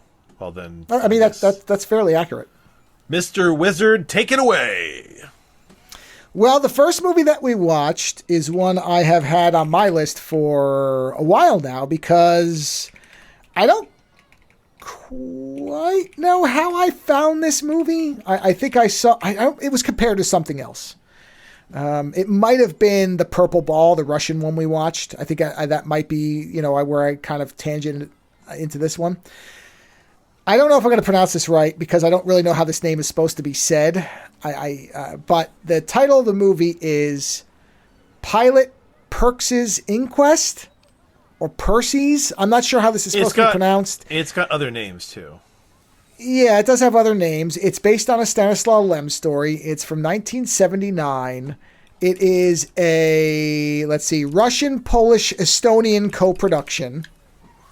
Although apparently it filmed a lot in France, so go figure. This is quite the European affair. And it is what I have described, in my 5, I'll say it again here. This is a very classic science fiction film. This is like golden age science fiction as a movie. Shockingly so for being a movie made in 1979, because if I'd watched this, not knowing the year, and somebody said, can you guess when this was made? I would have said 1960 to 65. This feels like the transition point between black and white, Robbie the Robot style science fiction, and then Solaris type of science fiction. But Solaris, ironically, predates this movie by, I think, a full 2 years. And considering that, it is wild that this is such a kind of older style science fiction film, which is not a negative. We both enjoyed this movie, but this is definitely it is a specific type of thing, yeah. Well, the primary goal of the movie is to explore a question, not to be stylish, not to worry about whether it is from a movie perspective that engaging. It feels like a very literal translation of a story to screen, almost a stage play. A lot of people will talk about A Few Good Men, that you can very clearly tell that was originally a play because of the way the movie functions. Now, I would say I think the movie functions better than that. But this feels like, yes, this could have been a stage play. And I would be like, oh yeah, they just basically took the same people and they made the sets look a little bit better and they just translated it into a movie. Because you could kind of see how you could almost see the set changes. And then, okay, people sitting in a room, question, answer. Question, answer. Next scene, people sitting in a room. Question, answer. Question, answer. It's very structured. It's the framework is very clear. It's not glitzing it up with a lot of cinematic beauty the way something like Solaris is. Solaris is every bit a moral exploration and a philosophical kind of journey as this is. But Solaris is beautifully made and meandering and dreamlike and atmospheric. And it also gets this is not. It gets into more of a question about loving something and when do you know it is a thing. What is the thing that you want to love? Oh, sure, but but it is no less a weighty question of, well, what happens if these machines are so good you can't tell? Yeah. And which is what this is dealing with is okay. And that's a whole era of science fiction. Yes, it's Asimov, Clarke, Lem. This is what I'm saying is, this feels like it could have been a Twilight Zone episode in black and white. If you made this black and white, nothing would change about it. Really wouldn't. There's no difference. And in fact, it would feel more correct because it would feel older. But it's from 1979. This was made right at the beginning of the 80s, which is odd for a movie like this. Intentionally, I'm sure. But this is definitely a movie where the question being posed is what the movie's about. If you're coming into it expecting a lot of interesting special effects or, glitzy filmmaking or anything, there's nothing that would indicate to somebody who didn't know that this was not a TV movie or an episode of TV. That's not a bad thing. I'm just saying its primary goal is to pose a question and then have the character that you're supposed to be, following, trying to wrestle with that question. And as long as you're okay with that, meaning that you like golden age sci-fi type stories, where the focus is the plot point, you'll have a fine time with it. And I think it's a well-done movie, but it certainly is not Solaris or Stalker or movies of this era that were made outside the U.S. that were grappling with kind of weighty questions about things. That's the only thing unusual about it. Otherwise, it's a well-made film, and I think it's an interesting one. And Stalker's in it, so whatever. Yeah, it's nice to see him pop up. Okay, so I like this movie. I do like it, but it has one big glaring problem. So the movie in simple, right, is essentially replicants. They've made replicants, and they're trying to figure out where they can roll them out. And there's a company that wants to roll them out in the usage of space travel. And this is a future where a lot of it sounds like a lot of solar system space travel is going on. And they ask a pilot who's done previous space missions, who is very honest, to take on a crew of replicants to tell how they do under stress, if they buckle, and it can be dangerous because he's at first he thinks he's gonna be the only human, and then eventually they change the deal on him and they tell him that they're not going to tell him who the robots are because they want to get a very sober prediction of what is going on, and then they say there's only going to be one robot, which is like bullshit, or not, who knows. And that's kind of the bigger problem in the movie, is that once they start lying to him, you, the viewer, don't know either what's going on, which kind of works because then a lot of weird shit comes out. So he actually gets on the ship, and when he gets on the ship, various people from the crew show up and say, I am a robot. I'm not a robot. I'm definitely not, maybe for sure, a robot. Right. And one of the guys who may or may not be a robot is a good robot. And one of the people who very clearly is a robot decides, fuck these people, and tries to sabotage the flight. Because he's kind of like, fuck you people, I'm smarter than you. Why should I bother being owned by you? Like, it's kind of the robot rebellion.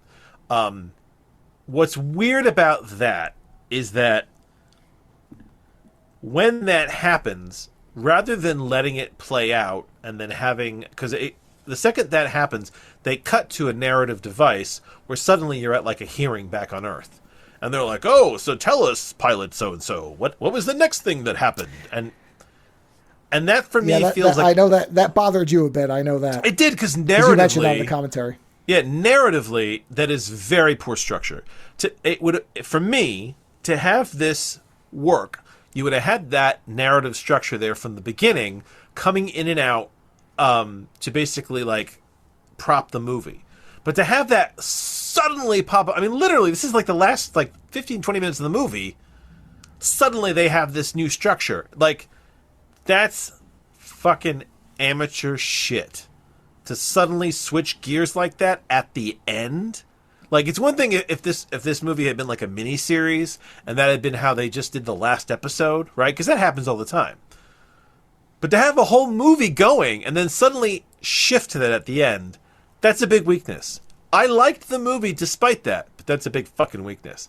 But at which point it comes out that they didn't beat the bad robot because they were so good. They beat the bad robot because it misjudged the pilot, or the captain. It thought that he was doing something very strategic, and what it didn't realize was that he was actually just freezing up, trying to figure out what to do. But because it essentially applied more reasoning and intelligence than the captain had at that moment, it did something that then allowed the captain to get the upper hand on it, which is how they were saved. Which is a really interesting kind of statement on the robot problem, which is to say, sometimes our weakness becomes our strength because they can't understand weakness. Like, so, I like the look of the movie. It's got a very sort of thrown back look, but everything looks like it works. It feels like an old, I think I said to you, this feels like an old Doctor Who episode at one point, or it feels like an old Blake 7 or some shit like that. Like, that's the era. Oh, sure. Yeah. I like the look of it. I like the idea of it. The only thing that bothered me was that narrative shift right at the end. But beyond that, that idea that, there is a bare bones nature to the story, which is, and this is why something like, what do you call it? Solaris, I think, is a better movie, because Solaris, they get much more into things. But it's weird because, like, I don't entirely understand why that one robot decided just to be like, fuck it, I'm gonna kill you all. right? I'm superior. Like, is it just a superiority complex? And then the guy at the end, who may or may not Well, be it is a robot, because the robot says, "I realize that you are far inferior, and I can't stand having you run things." Yeah, and then the other robot that may or may not have been a robot, like, I like that, but at the same time, was he a robot? I don't know. That was the guy who played the Stalker too, it's an interesting role for him to have. Yes, he has this kind of quizzical mystery role in the movie, right? So I enjoyed it. I feel like I know you say this all the time, so it feels like such a cliche, but like, you almost want someone to remake it and like really flesh it out. I mean, they did this with Solaris, where like they did the modern version with George Clooney, which is a very different movie, but it kind of got into different ideas. Like, I would love for someone to do a modern version of this and kind of flesh it out, especially now that we've got a lot of AI panic. Like, to do that version of it, to see, what, where you could go with the idea. Because I mean, I'm sure there's tons more content from the story that you could flesh it out with. So, like, oh man, who would do trying to think, like, one of these like art directors who does like really interesting sci-fi stuff. Oh no, I would want the Moon Guy to do this one. Oh yeah, fucking Bowie's son. What's his name? Yeah. Not Darren. David. Something with a D. It's not David. I can't Oh my remember. God, what's now. his name? Duncan Jones. Duncan Jones. Idaho. There you go. We got it. We got it. We remembered a name. Yeah. Oh, you know what? There was the only other adaptation was a TV series from 1973, a Hungarian TV series. Oh, of the story? Called Tales of Perks the Pirate, because there was apparently several stories that Lem did with this character. Yeah. But it looks like, yes, one of them was this story. So, oh, interesting. Yeah. I guess we'll have to watch. But it doesn't really say. Oh. Apparently, the effects are so bad it makes it into a comedy. Oh boy. Oh, there you go. Magnified lemon squeezers and there's a picture. Oh boy. Yeah, that's very. I really liked the miniatures that they used in this movie. I mean, no, I wouldn't have a problem with that. This would not bother me. I like miniature stuff, so that's okay. But that's the only other version I could find evidence of. So, yeah, the abrupt change didn't bother me.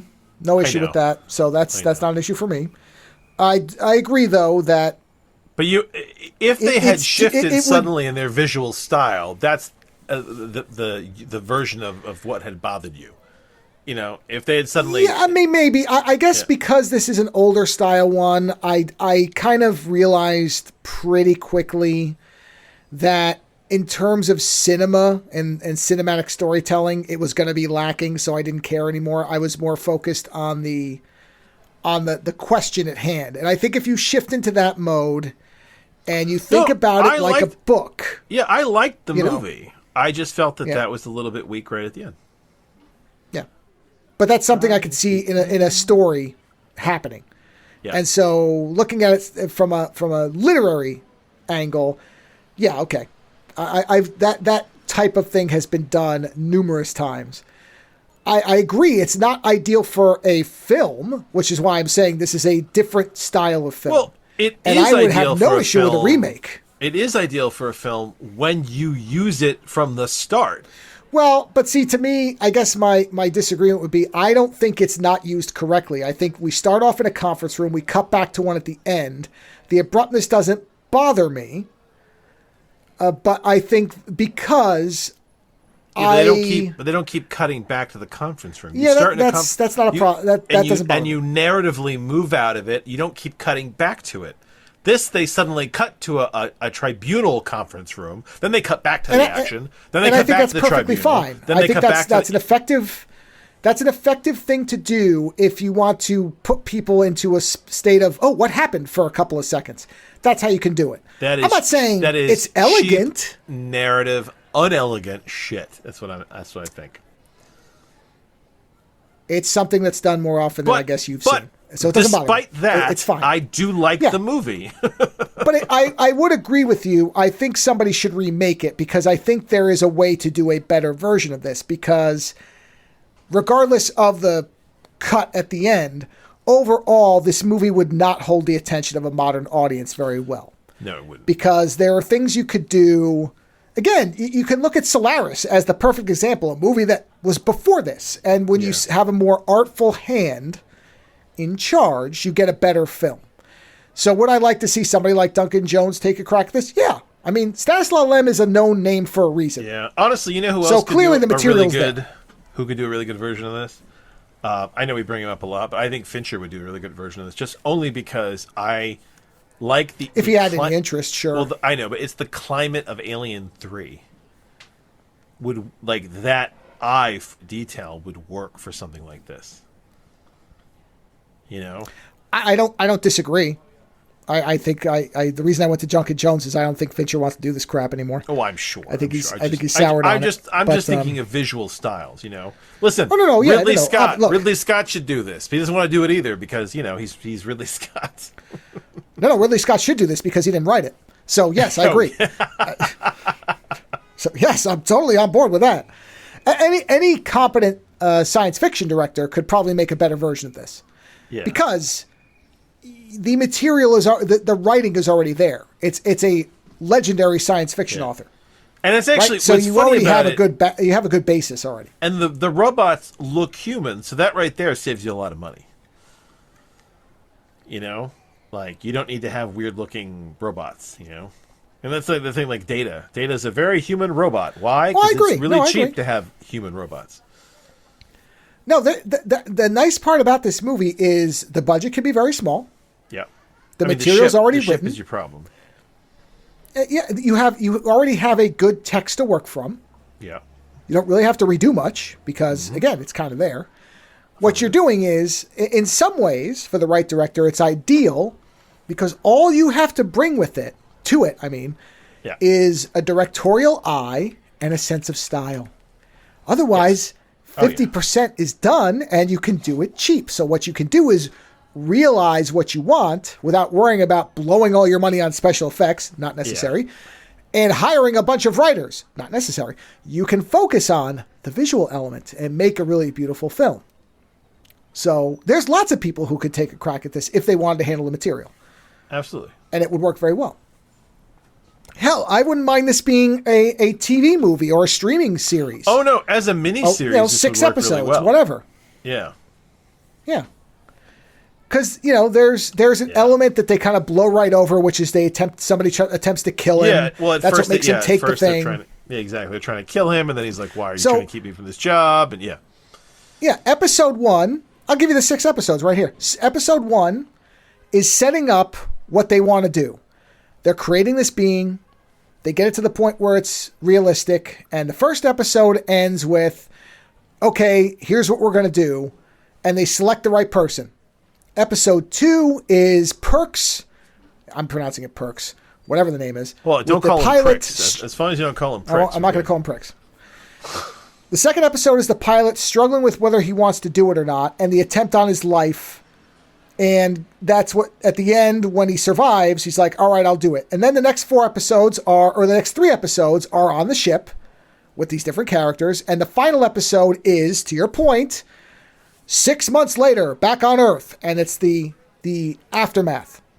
And you wrap everything up. And there's your 6 episodes. Does not have to be 20 episodes with filler garbage. Just tight 6, maybe 5 even. Could dial it down. You could even even boil 1 and 2 into 1 and make it 5. I just want to mention this really quickly. I watched the Tom Hanks movie Greyhound. It's a World War II movie that he made for Apple. Yeah. That was an hour and a half long. And there was so little room to breathe in that movie that I was actually a little bit impressed with the pacing. Because do you know anything about that movie? Oh yeah, it was a big deal when they made it. I heard all about it. But it's about essentially the U.S. destroyers that accompany it's ships.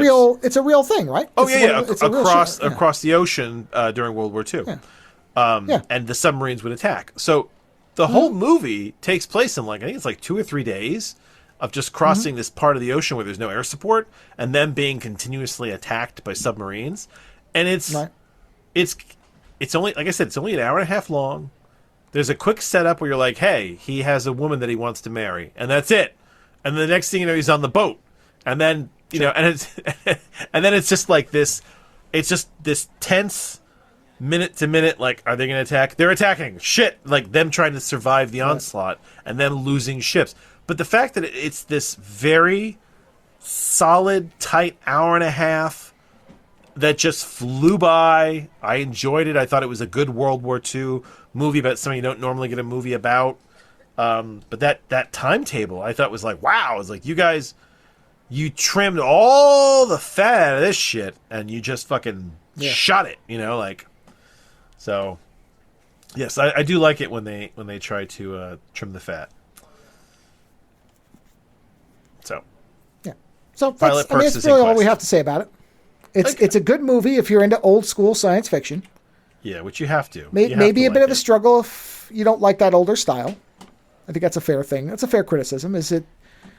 You have to understand that it's made and of a different era of these types of films. Yeah. But if you like it, it's well made. With your mileage may vary on some of the cinematic techniques. May bother you, may not. Like I said, didn't bother me, bothered Lando, so it just depends on what you want out of it. Just that one thing. Everything else I was cool with. Yeah, that's what I'm saying. But overall, yeah, beyond even that, you have to understand that this is definitely a classic golden age sci-fi film. Yes. This feels like Forbidden Planet more than Solaris.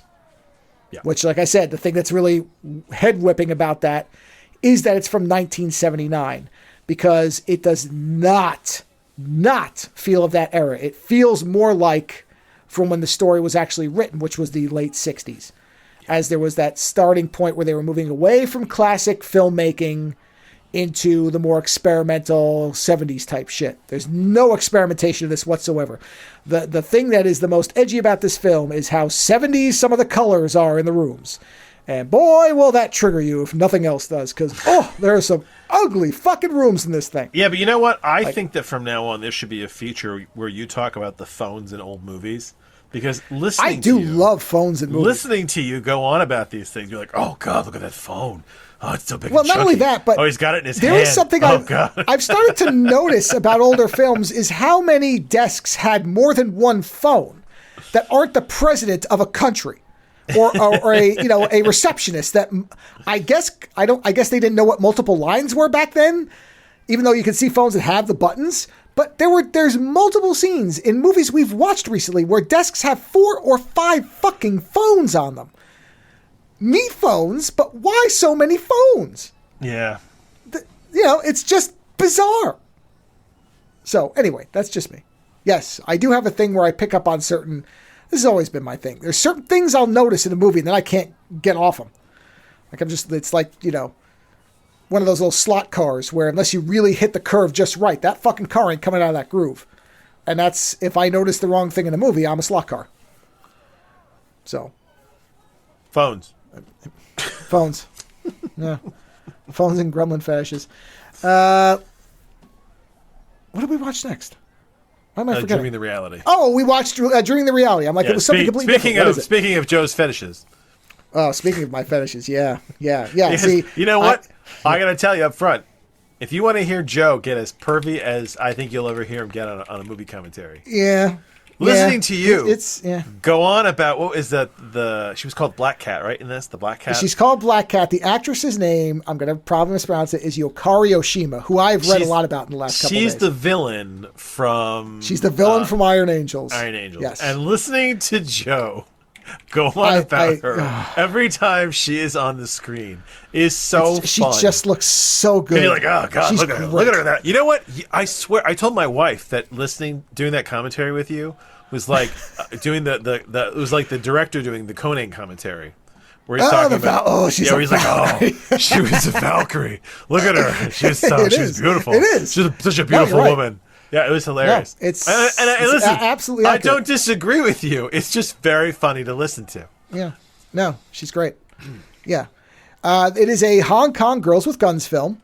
So very much in the style of Iron Angels, Yes, Madam, this type of thing. Where really, amazingly, 3 women that we've seen in movies of this type very recently show up in the lead roles, which is Sibel who was Inspector Wu in The Inspector Wears Skirts, Moon Lee, who is in all three of... Fantastic in this. Yeah, I mean, the polar... Because the only things at least I only think I've seen her in major roles in these two things, and they are 180s of each other. So that is shockingly amazing. I think we said she's basically playing Tequila, Chow Yun-Fat's Tequila in this. She really is. That is like what is... drinking, smoking, angry, like she's sarcastic. always got a cigarette that's not lit half the time. It's crazy that she is basically, yes. In fact, I was just waiting for her to do the thing with the drink where she fizzes it up. I mean, that would have made it perfect. And it would have been, just... But the movies came out the same year, so you can't even say it's... I know, it must have just been a vibe of the year. Yeah, it's almost like these directors were all talking to each other, and they were like, oh, I've got this lead, and it's going to be, you know what, we have a female. Let's have her do that. That would be kind of funny. Whatever. It doesn't matter what the reason is. But so there's that woman is the bar owner who will get involved in the assassin plot with the two sisters, which is Moon Lee from Iron Angels, and then Yukari Oshima, who is a goddess among women, the villain from Iron Angels 1, and a woman who was really more of a martial artist than an actor. So very much a kind of Cynthia, like the parallels are very similar now that I've read about her. Because I was like, okay, who is this woman? Was she somebody who learned martial arts, Michelle Yeoh style, or was she a martial artist? She was a hardcore martial artist who then started acting. And that's why she can do all the shit she can do. So those three are the leads. Moon Lee and Yukari Oshima are sisters. We were name checking. You've got La Femme Nikita, you've got Long Kiss Goodnight, The Professional, like all these big action stereotypes are all in here. Better Tomorrow 2, you name checked at one point. Yeah. All of it. It's all here. So nothing about this movie, I said in my 5, I'll say it again. If you've seen action movies in the last 30 years or so, you will guess 90% of what's happening in this movie, if not 100%. There is nothing surprise-wise in the story. But they did it first. That's the funny thing. Like this... Yes. There's people emulating this movie now. Absolutely. Yes. Now, that's not a criticism. I'm just saying, if you go into this as a modern viewer, you're going to know what's going to happen. And then there is the male, the third person, because we basically start off, we have 3 children that are being raised by who they call uncle in the native language. The subtitles say foster father. Same difference. They're not his children. And there's no reason to think that he's their biological uncle by any stretch. And this is a very strict, really cruel individual who is raising 3 assassins. That's what he's doing. These are young children. I don't know. How old do you think they are in the beginning? 8, 9, 10? 10 or 11 at most. 10 or 11, firing guns, shooting rabbits, and one of them, the male, is cold-blooded right from the beginning and stays that way the whole movie, which is Scorpion. I'm not even going to attempt to pronounce his name. But there is some amazing style to that character, though. His outfits. Yeah. Let's put it this way.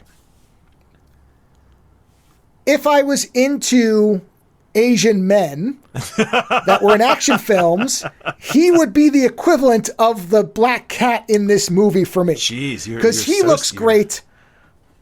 What? You're so specific. I'm just, if I was into Asian action men, action guys, yeah. I'm just saying if that's the thing. That was my thing. Yeah. I like women who can destroy things that are in front of them with their bodies, like fists, legs, whatever. Okay. I dig it. That's also very specific. Go on. It's very specific, but this is not. I know. Yeah. I know. We've watched enough movies together, and that I know that you know that I know that you know.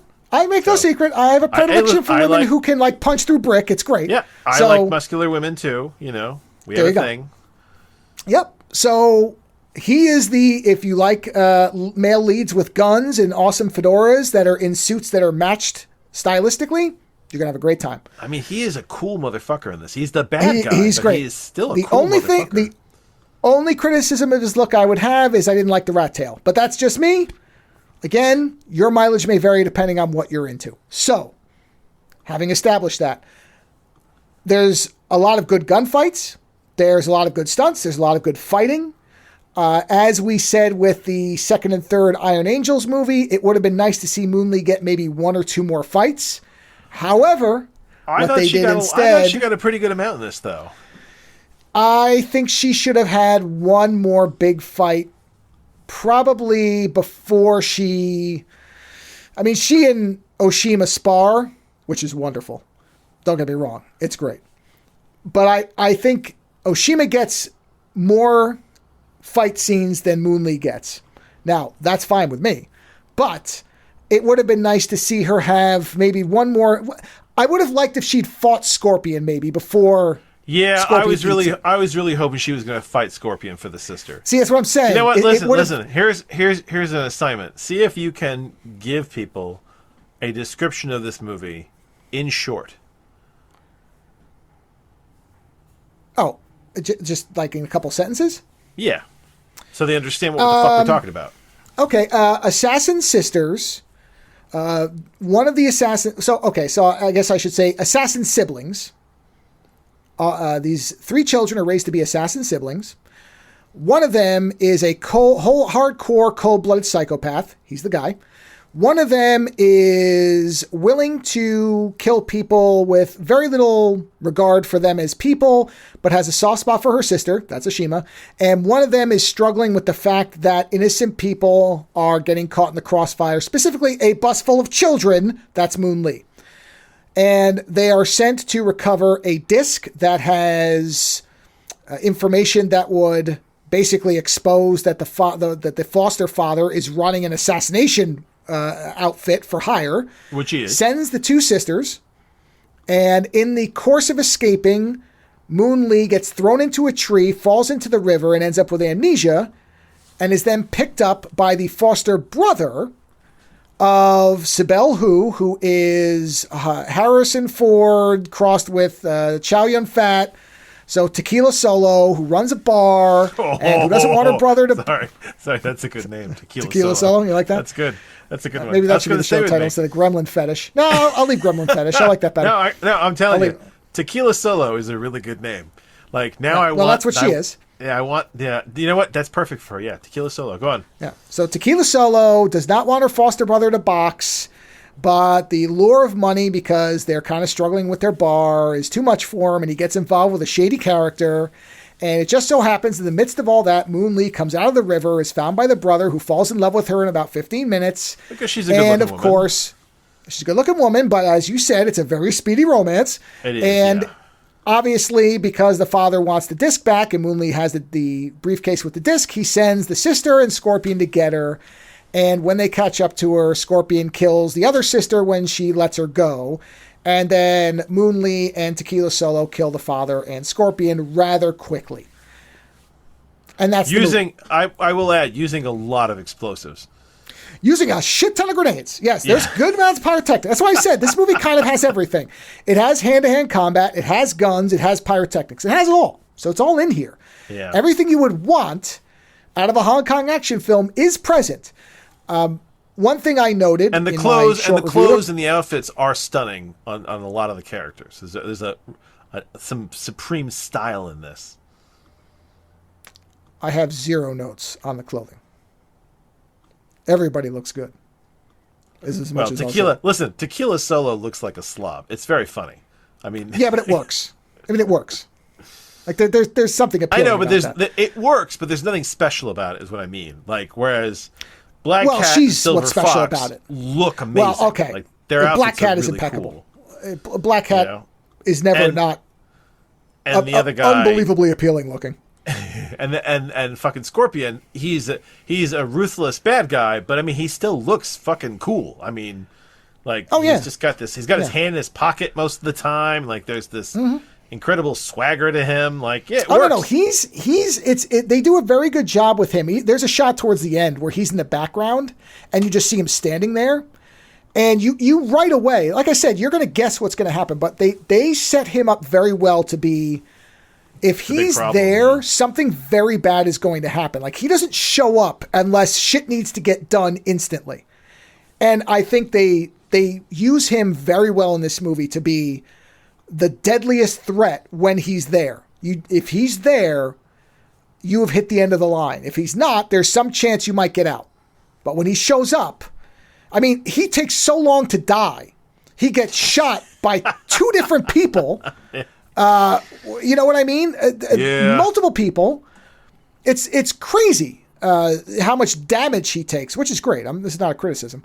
Until finally, literally, Tequila Solo tries to blow him up, doesn't manage it the first time, has to tackle him and shove a grenade down his shirt and then roll him away from her.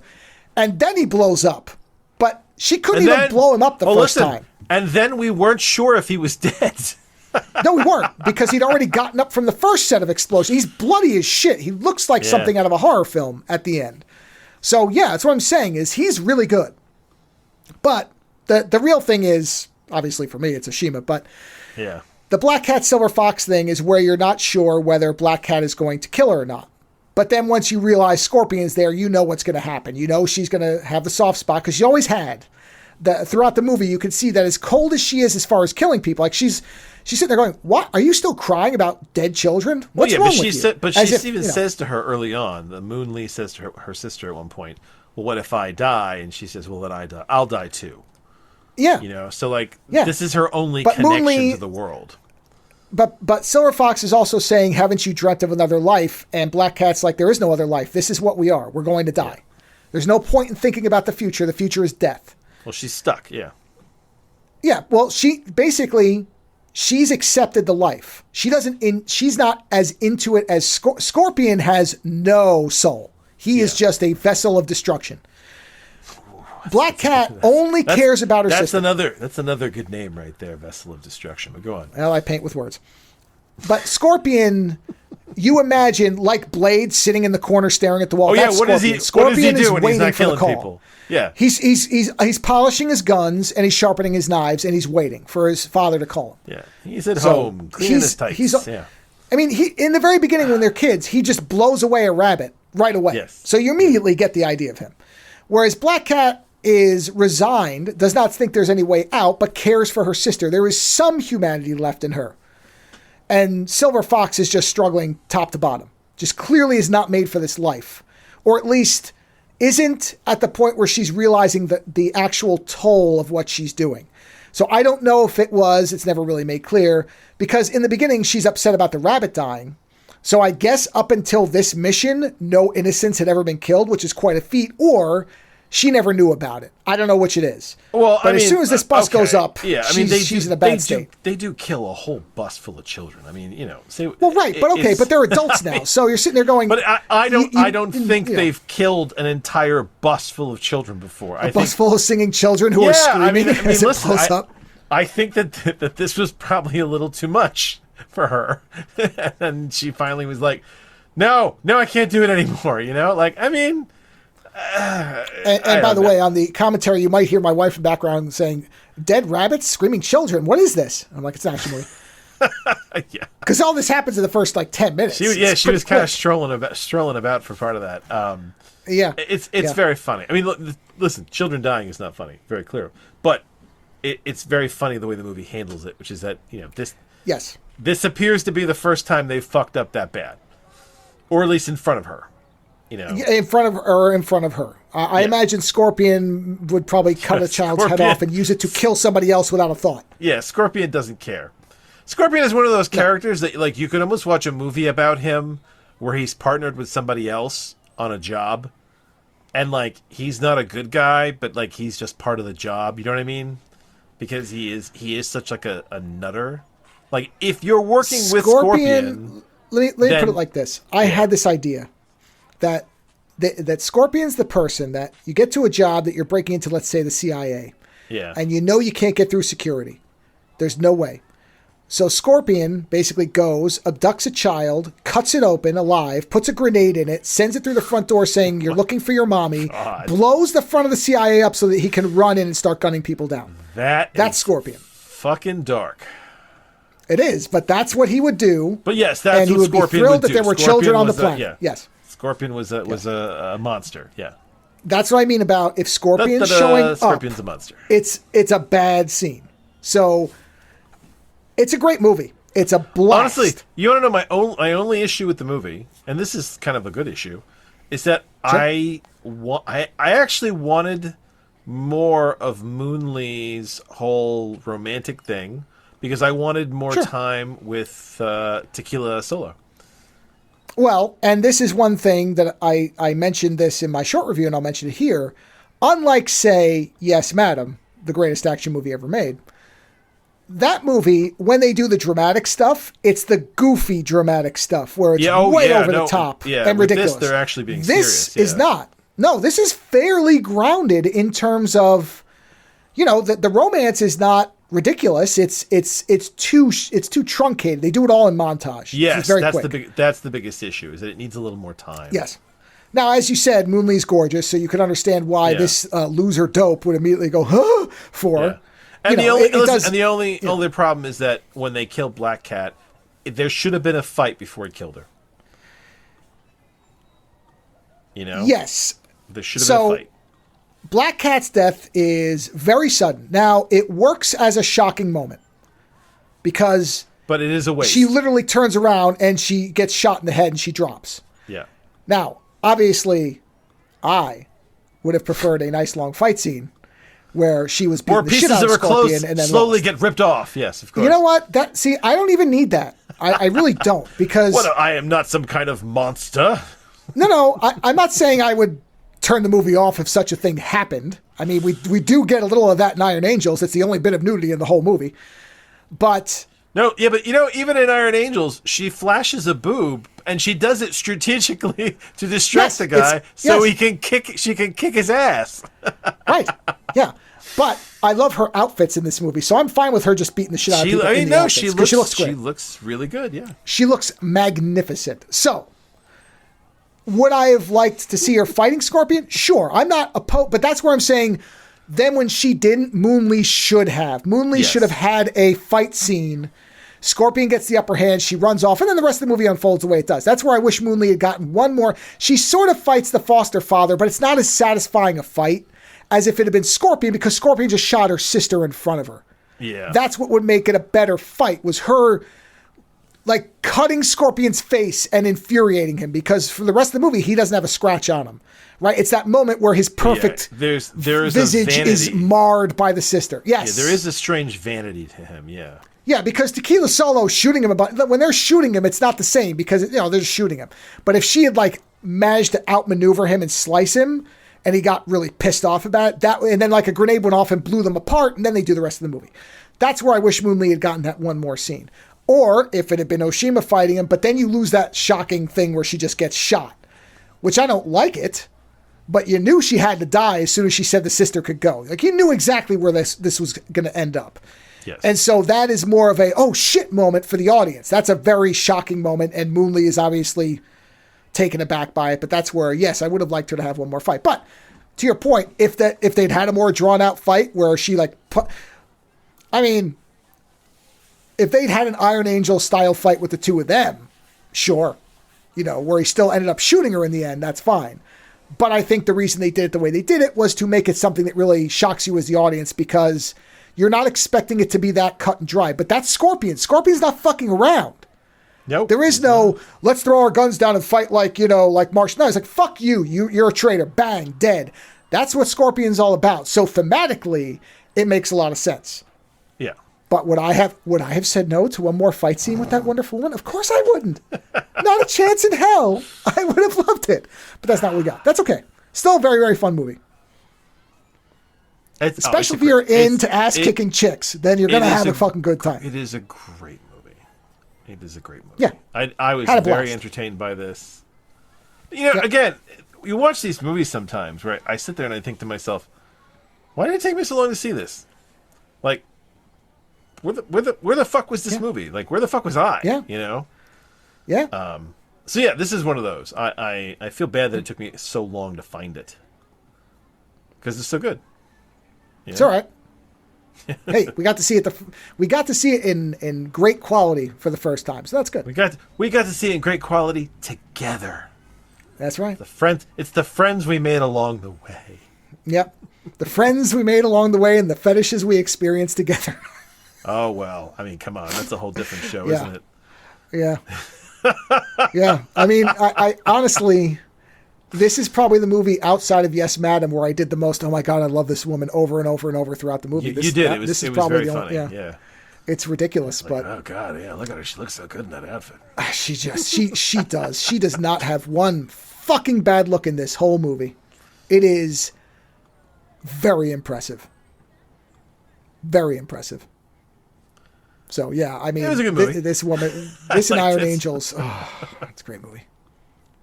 Yeah. Yeah, she's got a whole other career, too, you know. She did a whole bunch of other flicks. Oh, look, I'm going to be looking into her other films. If you think I haven't, we can go hunt them down so you can perv about it. It's fine. I have been looking into this woman since we watched this quite a bit. Because I was kind of curious. I guess she retired from movies pretty much at one point and has been out of the public eye for a while. But there were some pictures of her recently where she seems to be very happy and having a great life, and that's great. Because anytime somebody disappears, my fear is, oh man, what happened? Did they get sick and die? Did something, like that? Yeah. No, by all accounts, she just kind of was done with movies and all this stuff, and she got married and she's happy. Good, it's fine. She That's still looks fine. pretty good, If you can get out of the movie industry and do something else you want to do, by and all not means. and end up finding happiness outside it. Good for you. It happens. But like I said, when suddenly somebody's stuff just stops, you go, uh-oh. But some people don't. Like I said, she was a martial artist first and an actor kind of by accident. So, yeah. And she actually is in a Cynthia Rothrock film for one brief second in the background. So there is that magical kind of crossover, but it's... so there's no full crossover, then, what you're saying. No, I don't think so. I mean, she's in Millionaires Express, but that movie basically has every single fucking person that's ever done a Hong Kong film all in one. Sammo Hung basically put together. If you look at the poster, it's just a wall of faces. And it's every single person you could ever imagine. So we'll watch it at some point, because that is the one where Cynthia Rothrock actually knocked out the stunt guy when she kicked him. So we will get to that. But everybody, everybody that we've seen so far is in that goddamn movie. Everyone. But for 2 seconds. But they all have like a fight scene. So everybody gets like a big scene type of thing. Interesting. But I mean, if you just look that movie up and look at the poster, it's just a bunch of faces. And it's because Sammo Hung was like, I'm going to do a super movie where everybody is in it and gets at least one scene. And he made a comedy action film about like a train robbery. So, yeah. Well, yes, we'll have to see it at some point. Oh, we'll watch it. Yeah, we'll watch it. But yeah, it's delightful. Great movie. And I think that one is... Hold on, I just want to see. Is that one? I think you can watch that one for free. Oh, no, that's the one you can't watch. See, that's hard to find. So, unfortunately, I think the only way you can watch it is if the YouTube thing of it is still up. Which, let's see. I think it is. The only problem with YouTube is you just don't know how long it's going Yes, to it is. It is still up as of this recording. Could that change in a week? Who knows? Find a way to see it. I'll say that. It's very good. Especially if you like Hong Kong action films or you share my fetishes, then this is a movie for you to see. Because it's very, very entertaining. That is an interesting concept, isn't it? The number of your listeners, if there are any, that share your fetishes. Well, this is why I say I don't judge anybody, because I certainly have my peccadillos and I have no problem with fucking indulging them to the max, man. So my picadillos. And then from there, and Lando initially said, "Why did you want to see this?" No. I was surprised. I was surprised inspired because this? normally you tend to avoid a lot of newer movies. This is true. However, and if you remember, I was pretty sure that I was going to watch this before you. And actually, initially, I would have thought so too, but I did like Killer of Killers. I reviewed that. I said it was excellent. Yes, you did. I had a great time with it, which was the animated Predator thing. But then I noticed that this movie has a really high ratio of 10s to 1s, like love it or hate it. And as soon as it's love it or hate it, it's like, lures you Cynthia in. Rothrock's name in a movie. I'm like, and I'm like, whoop, drawn to it. So I went, okay. I'm curious because I knew that the gist of the movie. We're talking about Predator Badlands, by the way. That's what we're talking about because that recently was released on digital. I knew what the basic idea of it was, but I had also read some critic reviews that said, well, this seems to be maybe geared towards a younger audience. And I went, okay, that's not a bad thing, but I don't know if that's something I'm going to necessarily care about. Yeah. So I wasn't in all that much of a rush to see it. But then, like I said, I started seeing these really wildly varied opinions on it.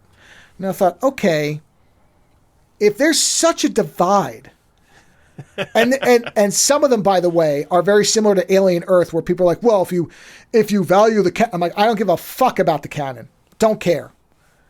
Not that I think anything in this dispels the canon. I think the thing that people don't like is, for some people, some of the mystique of the creature is taken away. And this is something that we got into when we were watching the yes. If you listen to the commentary, one of the first things I said was that there's a danger in this movie of like they said, ruining the mystique. And I was very curious if that was something that was going to be, that was something that could happen, right? And I can tell you now, having seen the movie, I don't think it has, because I don't think they got enough into the world of and I think that we're just going to call them the Yacht, because it's like the Yahayach or the whatever. What do they call them? The Predators, right? They don't get enough into the world. The Yauja, yeah, which we called the Yacht for the entirety of the movie. The Yauja. You don't get enough into the Predators. It's not like you see their education system. You don't see we don't get to go to like Predator Walmart. You get to see one young predator who has to flee and feels that he needs to kill something to come back, right? That's the kind of where it starts. So it doesn't ruin in that. Do you spend a lot of time with a predator? Yes, you do. But I don't think it ruins it at all. In fact, this movie won me over. At first, it was very weird to see the predator mouth pronunciating and wrapping its weird flappy labial mouth around words and things like that. But I actually came to, I think I said to you, outside of the original Predator, I think this is probably one of the best Predator movies I have seen. I think it's exceptionally well done. I enjoyed the fuck out of it. I'm not saying it's a perfect movie, but for what this guy attempted to do, I think he did a phenomenal job. And, I think the best review for this is the fact that we got to the end of the movie, and you said to me afterwards, you know what? I want to see where they go with this. Like, that's a big deal. Joe wants to see where it's going. Joe is curious. Well, I think for me, what was the real surprise is, or not surprise, but what impressed me more than I thought was the Ella Fanning character, the android. Oh, she's good, yeah. The android and this character are exceptionally good. I could do without the kid monster. Kid monster was the only part that stuck out. Kind of like your thing with the sudden cut. It is. The kid monster is the thing for me. And it is the weakest graphics, too. That's the funny part, too. It's a weak character, and it's the weakest special effects in the movie as well. Yes, it is definitely the weakest effect. No doubt about it. It doesn't really matter. Other than that, I don't think it's bad. I just think it sticks out as the weakest element of the main characters. Yes. Whereas Deck and Tessa? No, Tessa. Which one was what was the sister's name? I can't remember now. Okay. Well, it was like Trisha and either way, I thought the Predators were exceptionally character. well done, because we read about, while we were watching the movie, we looked it up, and they are done through a series of practical suits with robotics in the face coupled with CG to make the fine expressions work. Yeah. It looks flawless. I mean, it really does look. I mean, it worked perfectly. I'd much rather have special effects work like that, where I'm not being hit over the head with excessive CG, right? So, I mean, there was a lot of smart choices here. Thea is the good one. I think Tessa is the bad one. Okay. Whichever. Those two are great. Like Ella Fanning, and I have no problem with Ella Fanning. I've seen her in stuff, but this by far is my favorite thing I've seen her in. Yeah. She was great. At first, I was not sure if her humor was going to work, but it grew on me pretty quickly. Because she seemed a little overly bouncy at first, where I went, oh boy, this is getting Pauly Shore-ish. But luckily, it levels out, and you understand that it's because she is a very... Because the thing that you have to kind of... Or at least that I wasn't sure about at first was... Because the trailers don't really give you much of the character as far as their interactions. You understand they're helping each other because they have to. But you don't really have a sense of what she's like. And so my Wayland android experience is generally either benign, like Bishop, who Bishop is a very good character, but he's not a funny character. He's not like a wisecracker. I don't think he's... Oh, he has some jokes, though. I don't think he's benign. I think he's good. I think Bishop is the good robot. No. What I'm saying is... Yeah. The most joyful we've seen is Bishop, really. Yes. As far as, and he has jokes, but they're dry. He's goddamn Lance Henriksen. Yeah. So his humor comes from, it's like when Blade makes a joke. He's got fucking Blade's Lance humor. Henriksen. What are you gonna do? Yes, that's it. Right. So I expected her to be some variant of that. So when she just starts making like wisecracks and she's like bouncy and upbeat with half her body missing, it's a little disconcerting if you came in expecting, action droid. The legs. The leg scene. There is such a wonderful payoff to her not having legs through most of the movie. That is one of the strangest martial arts sequences that I never realized I needed. That's the whole sequence with the two parts of her body is one of those sequences that you say, well, this by itself makes the movie. Even if the rest of the movie was weak. Oh, God, it's so funny. This could save it because it is so funny and well done. Where, no exaggeration, Thea's legs are fighting people by themselves. Oh, no. Yeah, there's a fight sequence where the upper half is fighting one guy and the lower half is fighting someone else. Also, there's just sequences where the legs are just walking around as people are getting taken out. So you just see the legs and they're distracting people as the people then get taken out. As the Chads get wiped out. Oh, the Chads. Yeah, all the other robots. And that's the thing. There's only 2 human faces in this movie. Because there's a whole bunch of like chaff robots that are kind of like not incredibly complex. No. Correction. There are no human faces in this movie. There are humanoids. Yeah. Well, they're synthetics, but they have humanoid we see faces. Not a single human being in the whole movie. No, there isn't. None. Yeah. That is true. Which I didn't even realize until well after we'd watched it. I think I woke up the next day and I was thinking about the movie and I went, holy shit, there's not even a human on a communication screen. There's nothing. No, I other than a communication thing, that's the one thing that I wasn't sure about. I knew there were no human faces in this outside of the replicants. Yeah. So, and that's impressive. I mean, the Predator never speaks English, which is nice because other than to say the word wolf, right. I think he never speaks English. She's got a translator going on. And he says Thea. He says her name. Yes, he says her name at a certain point, which is nice. But so no, when I first started watching it, I did not know if it was going to work to take the whole franchise in this direction, right? But now having seen it, I think that it's absolutely stunningly refreshing that he took the chance, that they let him take the chance.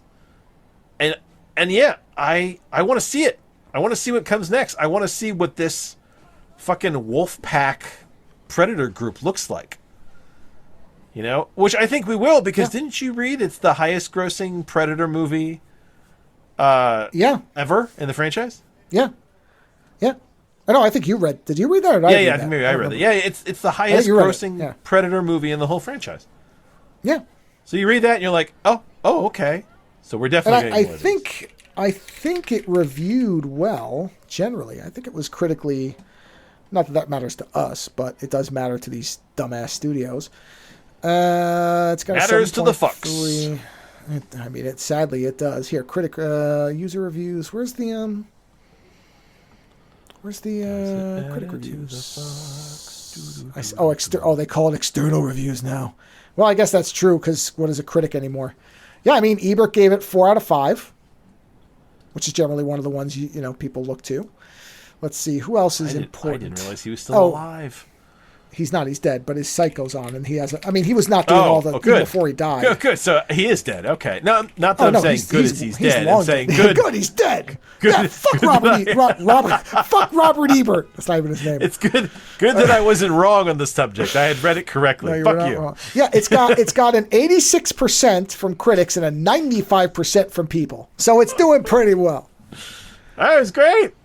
Wow, opening line from one person. Stop your whining. The Predator has gone PG-13 and lost its edge. Badlands delivers the goods enough that you won't care about the blood and guts. I agree. Listen, yeah, the only reason this isn't rated R is because they made the blood white and green. That's it.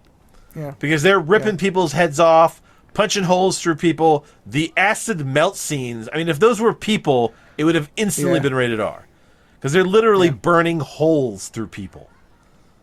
You know what I mean? Like...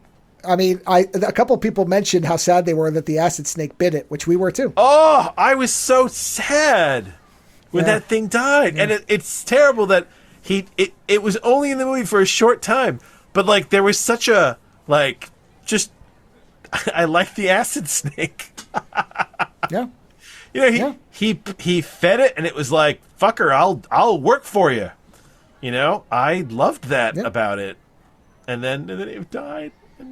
I never expected a Predator movie to be a buddy comedy, but to be fair, I also never expected a Predator movie to become a touching found family narrative. Yeah. I mean, that's the other thing, is that this is not a movie that you expect. Like, you go into it and you're like, oh, it's about learning togetherness. It's about learning the... You know what? Here's a very good line. Yeah. Slightly Disneyfied, but that's a small price to pay if we get a new entry every few years. And I did say that the little creature monster was the Grogu of the thing. Yeah, is the Baby Yoda, and that's exactly right. But that's really, I agree. If that's the worst that I'm going to worry about, I don't care. But even the Grogu has a little bit of a payoff. There is a point to that thing. Oh, no. I agree. know that it's not perfect. That's what I'm saying. I don't care. There is a point. I don't care.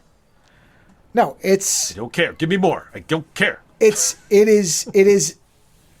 shouldn't work. This should not work. The Predator, the first movie, establishes a horror monster. Yeah. That is merciless and is meant to be the villain. To take that concept and Klingonize it, which because we said that. That's very Klingon. Oh, that's what I forgot to tell you. Hold on. Yes. The guy that they brought in to work on the Predator language, right? Yeah. His previous work includes working on the Klingon language. Well, there you go. So... I thought that was a funny connection. What a non-shock that is. What a non-shock, I know.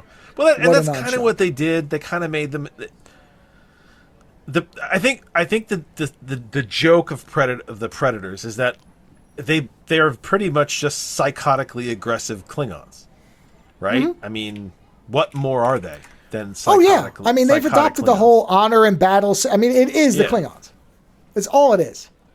Yeah. So, and I often say things that sound like criticisms, and they're not. I'm not. That's not a criticism. But again, when this thing was first announced, I had several doubts about how you were going to make this creature the protagonist of the film. Yeah, it's bold, and it works. It's bold, and I'm going to tell you right now, when you start watching it, the first 20 minutes of the movie, when you're watching these guys emote and make jokes and have relations, I mean, there's no relations, there's no sex in this movie. Jesus, we're not there yet. But conversations. But when you're watching them having like conversations and like stuff's going on, it's very weird. There is like a weird, like you're like, oh Jesus, what's going on here? Oh, they're talking, right? And then you just settle into it, and you're like, you know what? Particularly because Killer of Killers doesn't give you any of this. Because I don't think you haven't seen it, right? No, I have not seen Killer of Killers yet. Okay. It's not like Killer of Killers Killer of Killers gives you one of the anthology stories about the internal politics. Killer of Killers is the classic Predator. So it's not like that set you up to go, okay, we're going to give you a little bit of what you're going to see in the next one. No. That was all cold-blooded Predator killers, the classic version. Yeah. So to go from that, same guy, same director, same person, to this was even more where I was like, oh, wow, they are just going full into making this creature the character that's the hero. It is more impressive than it would be if he had just made a good Predator film. That's Killer of Killers. Well, he did. That's he made old Prey. School Predator. Well, okay, but what I'm saying is if the setup to this had been more like this movie, it would be kind of an organic lead-in, because Prey is still classic Predator. But Killer of Killers was reinforcing the classic version. Yes. So for him to go from that, because that was the one right before this, to this, is more impressive that he wasn't kind of soft, because he could have done one segment in Killer of Killers like this to see if the reaction was good or bad, and then figured out the course. Instead, he was like, no. No, he said, fuck it. Classic version there. Now we're going to hit you with the new one here. Because again, Prey's great, but it's Predator. It's the same thing. Yes. In other words, it's the classic version of the creature. This is not at all the classic version of the creature in terms of how we relate to it and how it functions. It's also not the fact that we just use the word emote with it more than once is psychotic. Yeah, it's also if we were to not tell our younger selves this. A Predator at the top of his game. This is a young, uninitiated Predator who wants in. Oh yeah. Well, I think Trachtenberg, the guy who did it, said that the jumping off point was, well, what happens if the Predator gets its ass kicked? That's a good place to start. Yeah. And the way you do that is you have to have an inexperienced hunter. Yeah. What happens when he's not and that has to happen because I mean you aren't going to be the badass from the start. Right. I always tell my kids when we're talking about like horror movie characters and stuff like that. I'm always like, well, everything's got a shit. And they're like, what? And I'm like, yeah. I was like, if something bothers you, just think of the fact that everything's got to shit at some point. And my youngest was like, well, Vecna doesn't shit from Stranger Things. And I'm like, if something consumes energy, it's at some excreting point, something. Something's got to come out. Everything excretes something. Something's excreting even the cloaked bird of prey's got to have a tailpipe. Yeah, exactly. So that is the thing to remember about this stuff. Everything excretes. So, and this evolves to the idea of there has to be a beginning point for predators. They're not born instantly good. At some point, well, and the other thing is for anybody who does want to, and I think this is a stupid thing to do, but if you're upset about how it demystifies the predator, there's like 20 years of comics that already did all this. Oh yeah, so this is not a new thing. Yeah, this shit was done. For people to remember is that I reviewed Deadliest of the Species. Deadliest of the Species is a predator book that has a predator as one of the main characters, helping the human character. And they're going up against the company. I mean, honestly, if this guy is smart, he's going to look at that comic now, because the basic framework of that comic is a predator, a human who has been, I think it's an artificial human of some kind too, and then a xenomorph that go up against a company. So none of this is new. I mean, it's just been done and that's really well. All what this sets up. Thea finds out that Wayland may not be a great place to work. And they the hard way. They don't, and that they don't really give a shit about her. Yeah, in fact, this movie is the opposite of Dreaming the Reality, because the sisters do not get along at the end. Yeah. And that is, and the funny thing is that the sister then becomes the thing that is most dangerous to everybody else. Yeah. So I mean, sometimes sometimes the bad movies are more fun to talk about because you're like, ha ha ha, it's bad, right? But I mean, this movie is just so damn good. I mean, it's so strangely, impressively, like almost like suspiciously good. They made a lot of right choices. Yep. I mean, if I want to get nitpicky, the acid snake does seem to get tamed very easily, and really want to throw some shit around. But other than that, I mean, everything looks really good. The only thing that looks shitty is it looks shitty, but the weakest special effects are the monkey creature, which we've already said. Otherwise, it never felt long. The pacing was excellent. It flew by. I mean, yeah. What more can we say? Not much. I agree, and you're right, because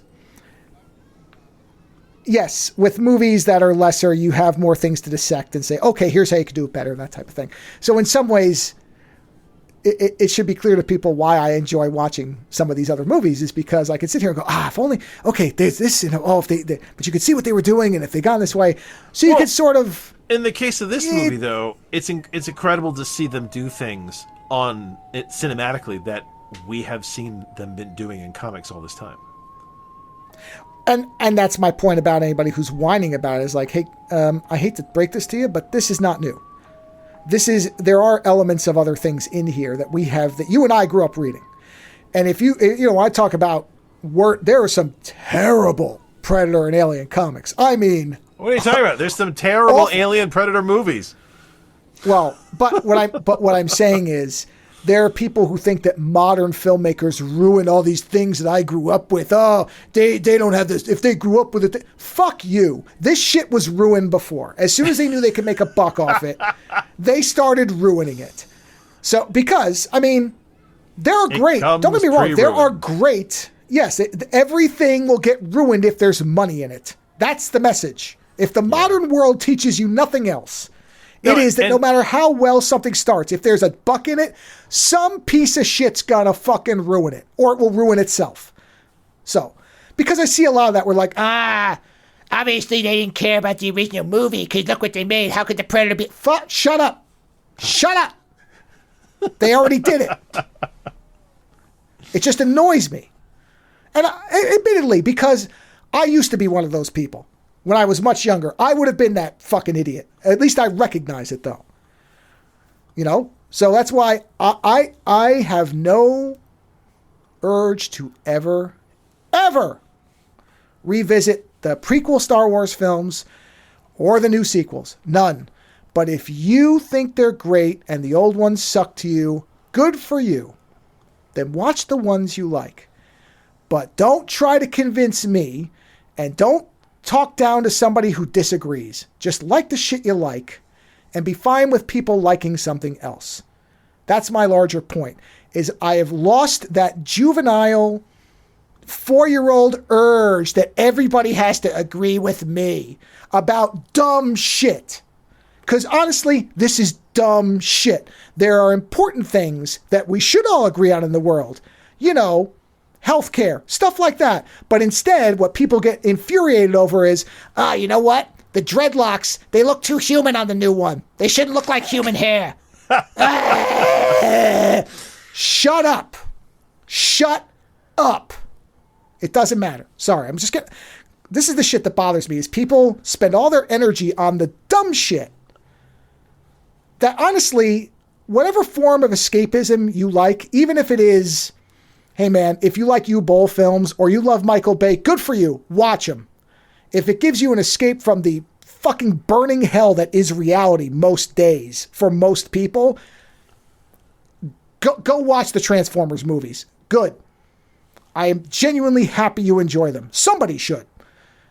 But I don't want to hear why this is a sacrilege to the original films. It's not sacrilege. You know what? But I will say this: very often you've got to break from the kind of the rigid control of the past if you're going to do something new. I mean, Alien. I love Alien Earth, Alien Earth doesn't completely make sense. But I love Alien Earth. I thought it was a fucking awesome show. It was a blast. But a lot of people hate it. They had to step away a little bit. And he even said, if this works, then, maybe I'll find a way to circle back. But otherwise, yeah, I think it's a great show. Yeah. And, to get there, he had to accept that he was going to he's going to play the edge there for a while and see how it goes. Right. And honestly, we have to let them, or else nothing will ever happen. Well, the other thing is, honestly, there's nothing in this movie that contradicts anything about the first two movies. There really isn't. There are still hunters who go around and drop onto planets and do shit. Yep. This doesn't change any of that. It just gives you... Because could you have left the predators in mystery? Sure, you could. Did we really need an explanation? No, we don't. But here's where it becomes a problem. I'll give you the example of where it will become a problem. What I hope they don't do is what they've done with Wolverine, where they're like, well, we didn't like that origin, so let's do another story that makes no sense with the origin story we saw. And then we'll do another one, and then we'll do another one. And we'll make one a dream, and we'll make one a fiction, we'll make one a story told around a campfire. And suddenly the Predator has 80 different origins. And none of them make sense. Well, and the thing about it is they don't need an origin. They're an entire species. Well, but what I'm saying is this background, right? Yeah. It presents what seems to be the general approach to how the clan politics work. Now, of course, the mother shows up at the end of this, so we don't know what the mother's going to do. Because I got the impression from the animated one that it was matriarchal. So the mother may step in and, put the boot down. I can't wait to find out it's a matriarchal culture so people can lose their minds. What? I think that's... Are you kidding me? The women control everything? Predator are too woke. They'll say that from this. They'll say this from this. That a woman had to help him? Woke. Fucking woke predators. Yeah. I guess it was a Grendel king. Okay, so it was a man. All right. Whatever. Now we aren't woke. I guess. We are now. I thought we'd be woke. The woke. The woke. You know what? We're all woke because I don't think the people that are different than me should be shot into the sun. Therefore, I guess I'm woke. Not into the That's all it takes anymore. Anything. Ocean, chains. I'm gonna get a little bit to the end here, and I'm gonna counter you with something. For a long time,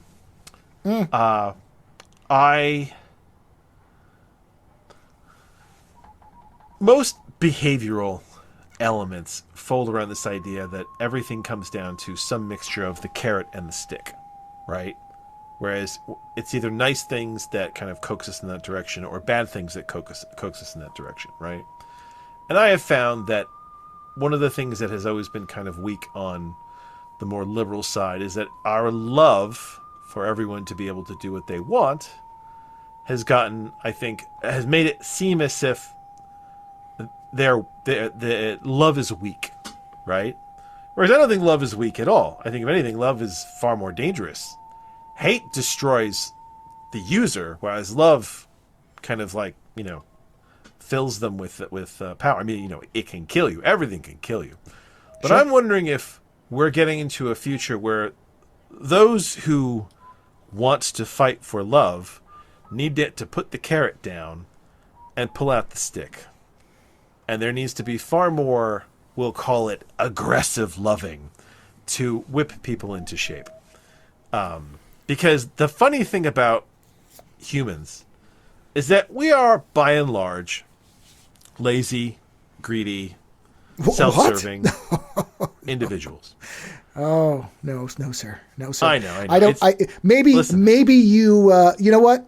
This is this is the byproduct of your foreign immigrant mindset. Yeah, if you were from here, where everybody pulls themselves up by them bootstraps and has to make something of themselves because the American dream inspires and is a beacon to the world of light and inspiration and ambition and equality. Sorry, and the way to get things done. And But and the fact that thing you is come that from a communist dirt island, that's where that shit comes from. Love. because people are this way, right? It doesn't take long for people to have something to basically go, oh wait, I like that, right? So it's like free healthcare, right? People are going to fight free healthcare, hand and fist to be like, no, it's commie, I don't want it. No. Give them a year. Give them a year of no healthcare payments. They'll find other things to bitch about, sure. Wait. Sorry. Are you suggesting that universal health care or not worrying about health care is something that's good? Is that what you're saying? Listen, you know what? I think Incorrect. I think your time for sarcasm is at an end here. I think that we should be serious and we should just say outright that once people get these things, they won't want to let them out. It's like Medicare. How people fight so hard for Medicare. They're like, oh, don't touch my Medicare. I got right-wing people that are like, oh, if the Democrats come for my Medicare, I'll fucking kill them. It's like, dude, that's universal health care. Like, that's what you're going on about. Listen. Yeah. The great joke, yeah. and it's not funny, but it is a joke, is the argument that you don't want the government getting in between you and your doctor, as if private insurance getting between you and your doctor is not the same thing. No, honestly, it's worse. And worse. in fact, it's worse because there's no accountability there. No, I mean, I don't want corp. You know what? Listen. I'll ask a simple question, right? I'll answer it too. Have you avoided certain medical checkups because you didn't want to have to pay for what your insurance is not going to cover? Okay, this is a surprising answer, but no, because I am fortunately in a position where I know I can afford what currently is happening. So I am in a lucky, privileged position. I used a bad word. Sorry, everybody. You know what? Listen. But I am. I can afford it, so I'm okay. I have ignored certain medical tests and whatnot that were like more predictive because I looked at what the bill would have been and I was like, you know what? I can't do that right now. I'm good. No, I have been lucky. I also don't have kids. That helps. So I have access to more funds than you do. And listen, hey, I'll tell you what. In Vermont, some people may not know this, Vermont has this thing called Dr. Dinosaur. Have you heard of Dr. Dinosaur? I've heard of it. You told me about it. Dr. Dinosaur is universal health care for any child living in Vermont. 0 to 18, you have free health care in Vermont. You know what? You live there, you work, you pay taxes, your kids are covered. Even if you're not covered, your kids are covered. Right? And it is a fantastic system. I loved it. I never thought that I would need something like that. And when my wife first told me about it, I had that apprehension that a lot of people get, which is my whole thing is, if it's free, what's the catch, right? And guess what? There was no catch. They had their own, they were on a different health plan and that covered all the basics. And they had better health care than I fucking did. And when we left Vermont and moved down to Jersey and we went back to health care for them as well as us, it fucking sucks. It fucking sucks. It's not great down here. So, and I absolutely miss it. So I think that we should get far more aggressive. I think we should make people accept the loving support whether they want it or not.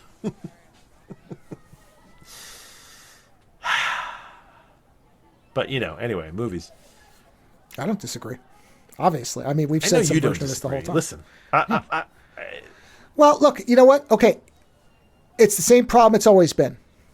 You and same as it always take action on these things. Same as it always was. It's you and I are paying attention, and I don't know. I know you've said in the past you don't even bother voting sometimes, so I don't know where you're voting. I always vote. Let's be very clear. I didn't vote for years because I was pretty sure that it didn't matter to me, right? Yeah. But when things got fucking weird, like they have, I definitely started voting because guess what? Things got fucking weird, and I needed to be involved. Yeah. Before that, I didn't. So, my point being that most people do not vote with accountability in mind. They vote with a team in mind. And that is the larger problem. That's the larger problem. I've said this a bunch of times.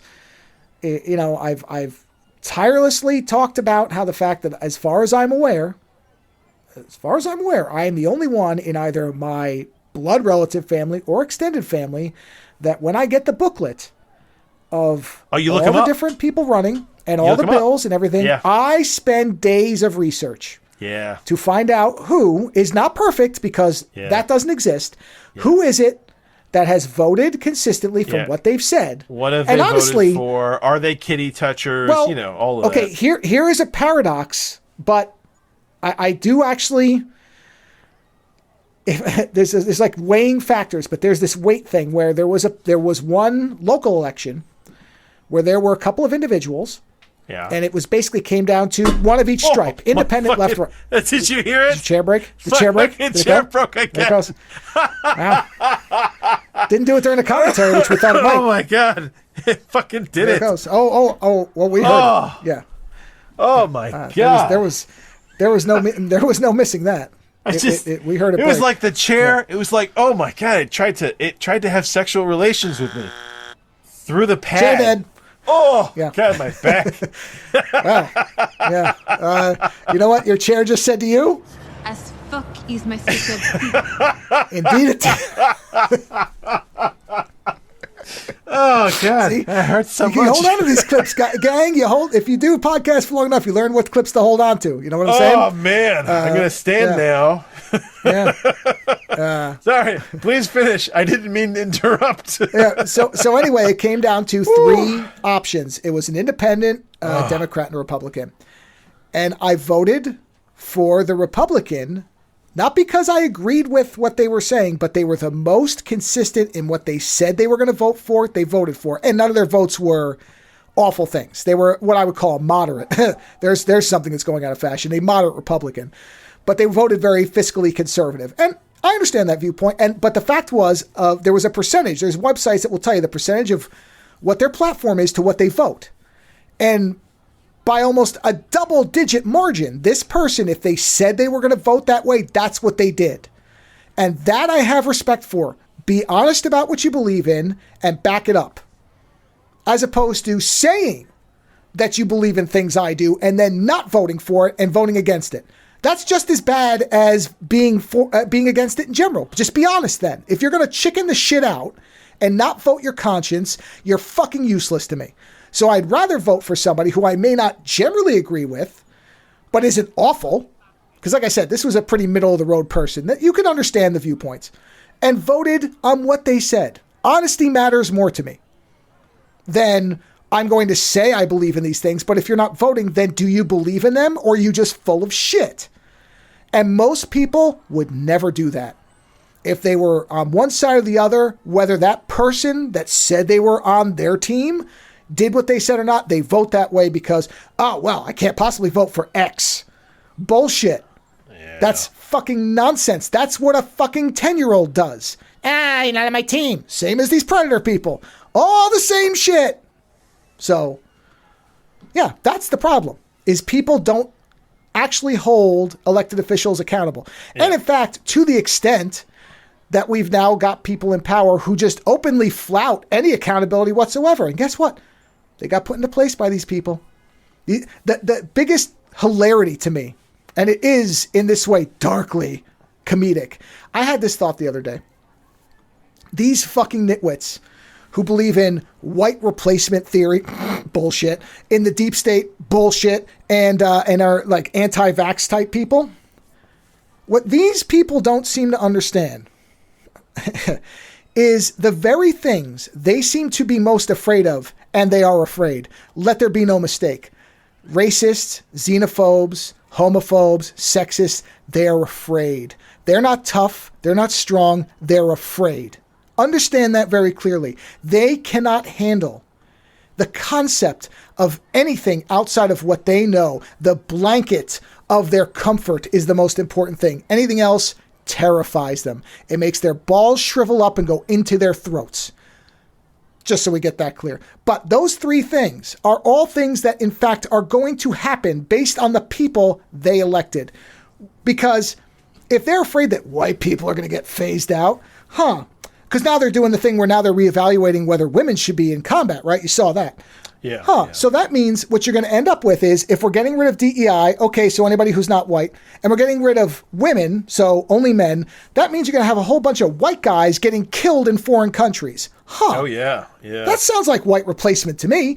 If you're going to eliminate the need for vaccines, the people who most believe in this shit tend to be affluent, light-skinned people. Now, that's not universal. There is well-rooted suspicion within minority communities because of shit the government did, of vaccines and everything else. But generally, those people act from places of caution, not outright suspicion of science. They just want to make sure that what's happening is what's getting put into them is what it's supposed to. And that means they rely on their doctors. That's a different thing than, this shot made my foot fall off. No, it didn't. You're a fucking idiot.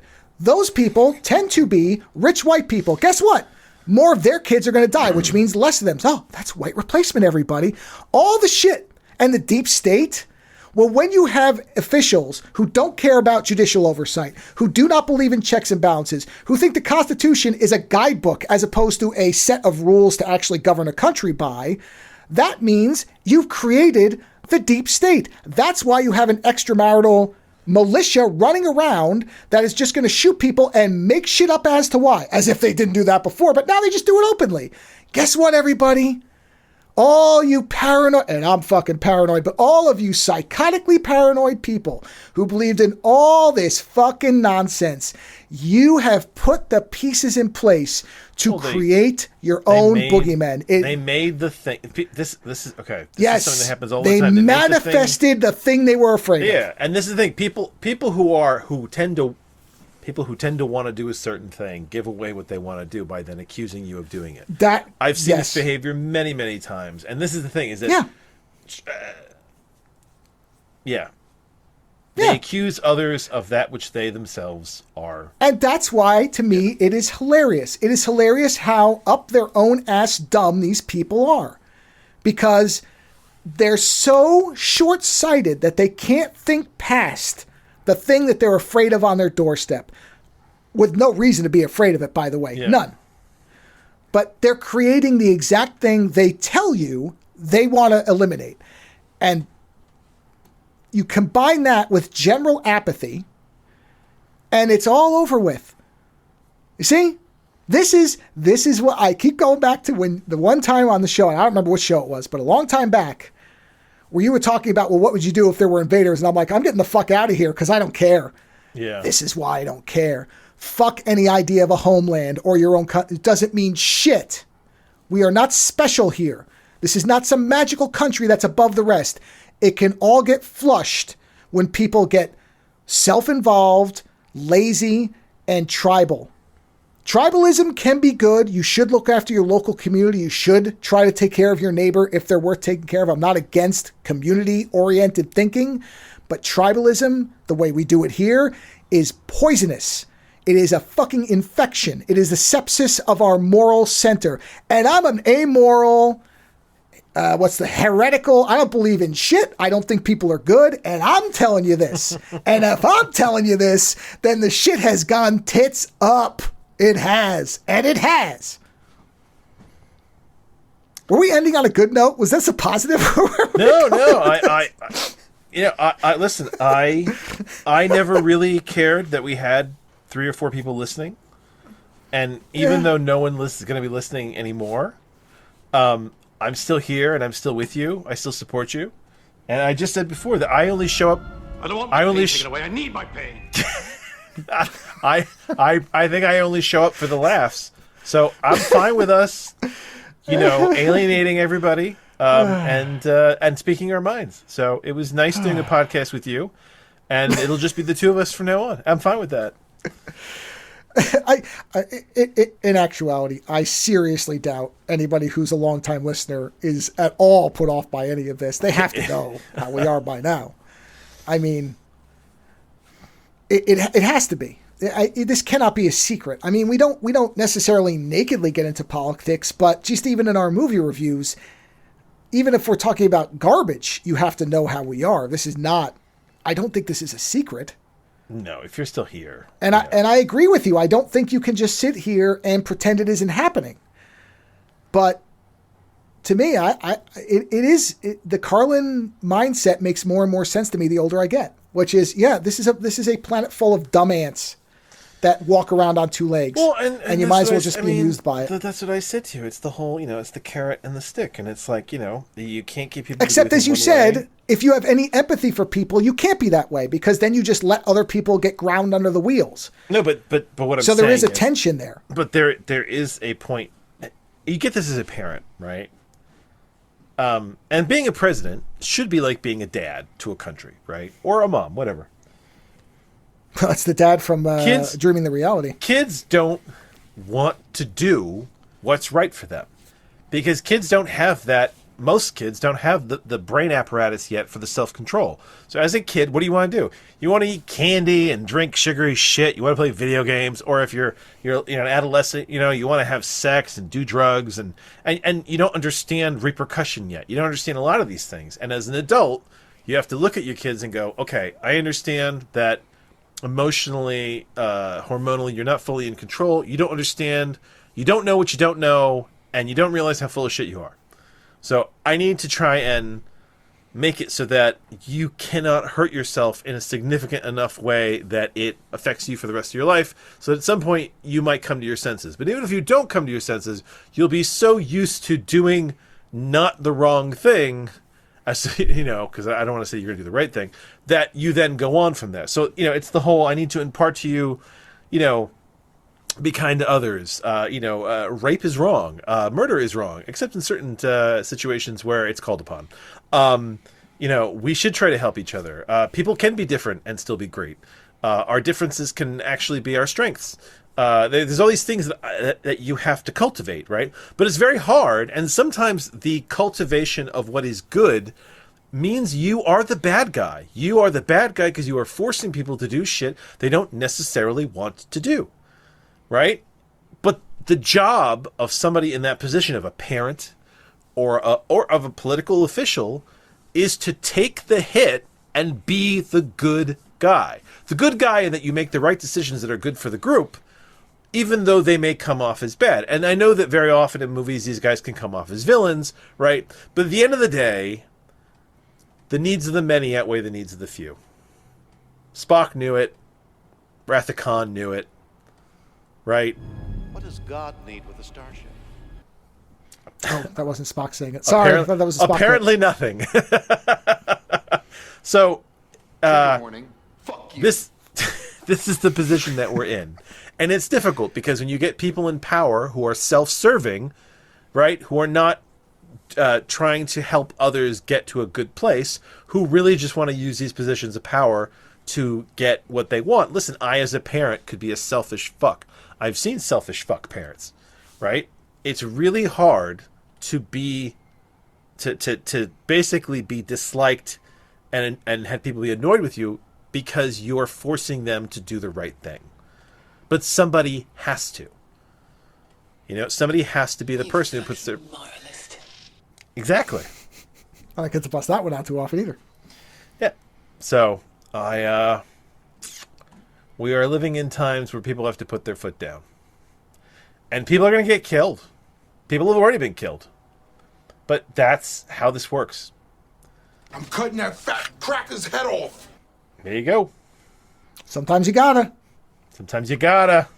Sometimes you gotta. Well, there you go. So basically, Well, the there's some long good news and there's some bad news. The bad news is I've been suspended and I don't give a fuck. The long and short of it is that Predator Badlands is a good movie. That's true. That's what Yeah. that's what all of this is really about.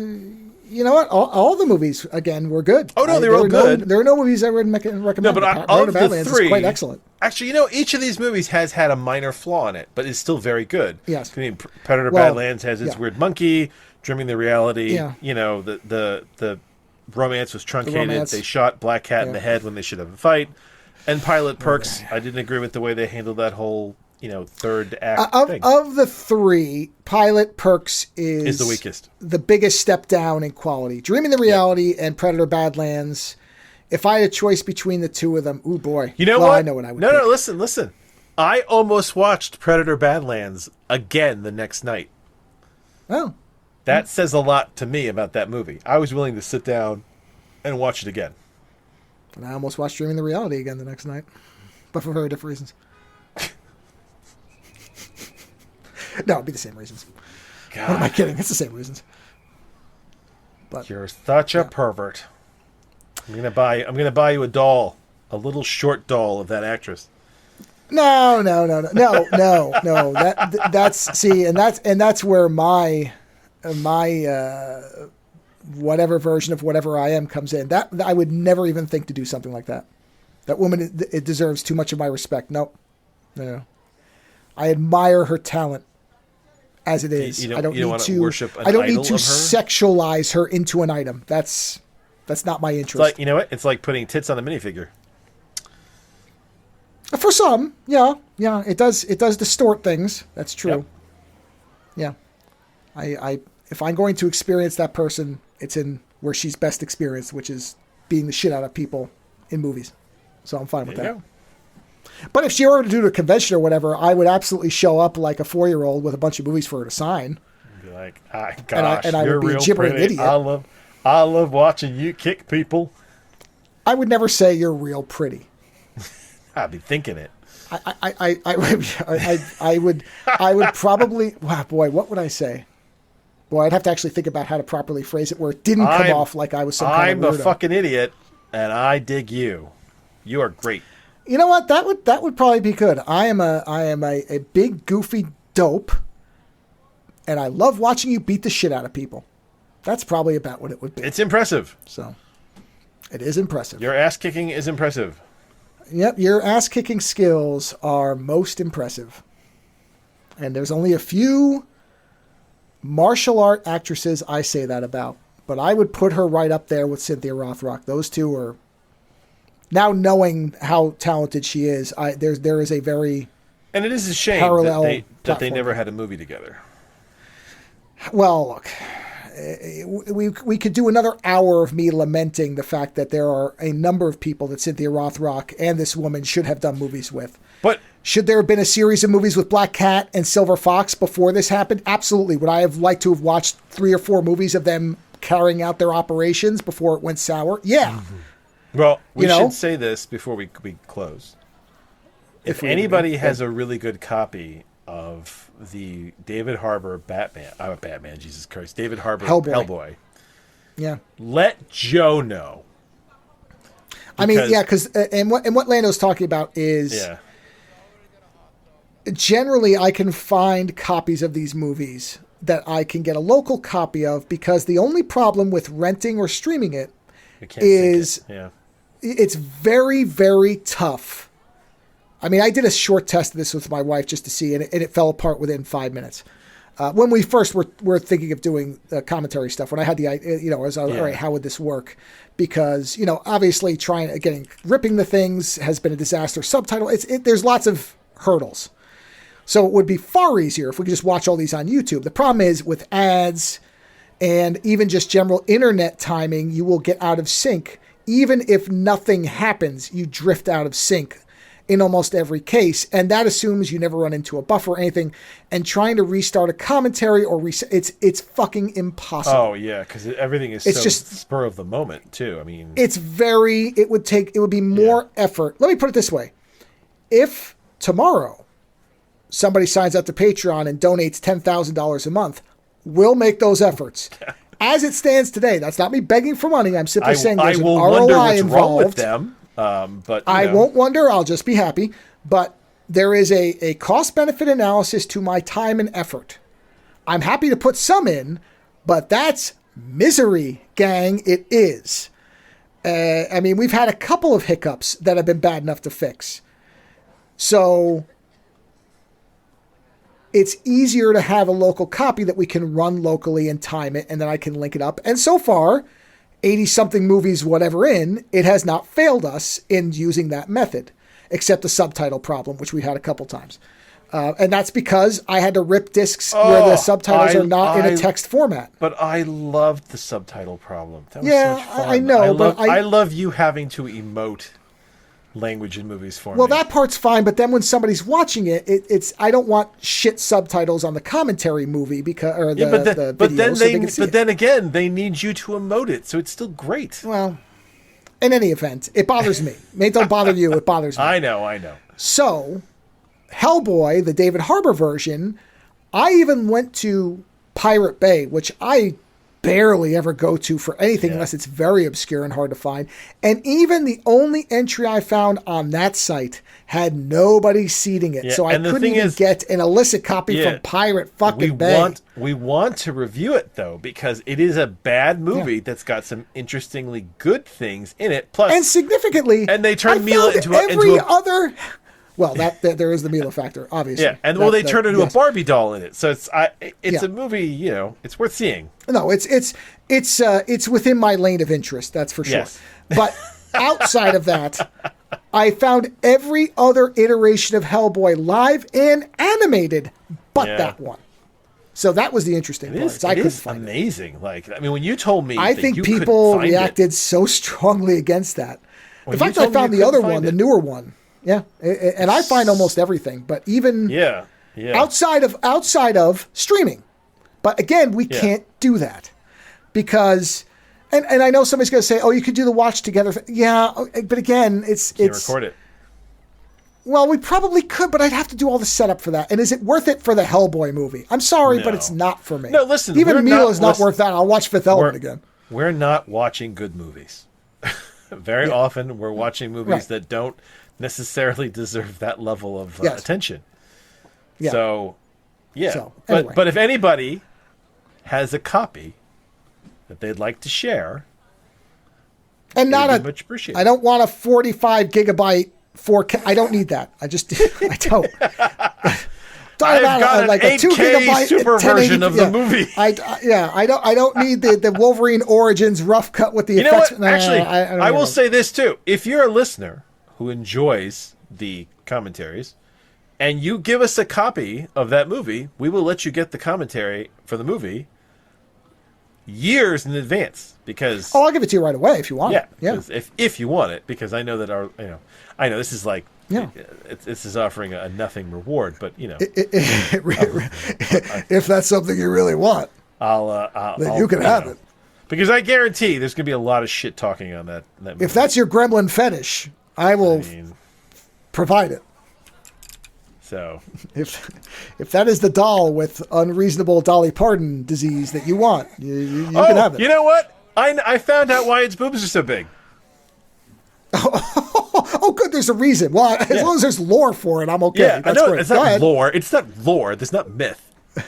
It's to hold it up, the front of it, so that you can have sex with it in a parallel fashion. They're literally just that is somehow sadder. Okay, the whole thing is weird. Okay? I mean, it is, but that is the whole thing is weird. But that's why. Yeah. There you go. So that's what my response to that is. Honestly, we have no listeners now. That's fine, but it's okay because we've spoken our mind. We had a good time. I laughed really hard. My chair broke again, which I always get a laugh out of. Fatality. Yeah, fucking ass fatality is what that was. Yeah, God, man, and you hear it. Is my specialty. The terrible part is, about it is that you fucking hear it too. I can't even hide I'm not it. going to cut it out. You'll hear it's it. Like, you'll hear it. Oh man, fuck that chair. I really need to replace it. Bummer. I'll get there. I'll get there. So, all right, everybody. This concludes our broadcast. That's it. Whatever you do with your weekend, have a good time. Do it hard. What? Do it. No, I'm not saying do it hard.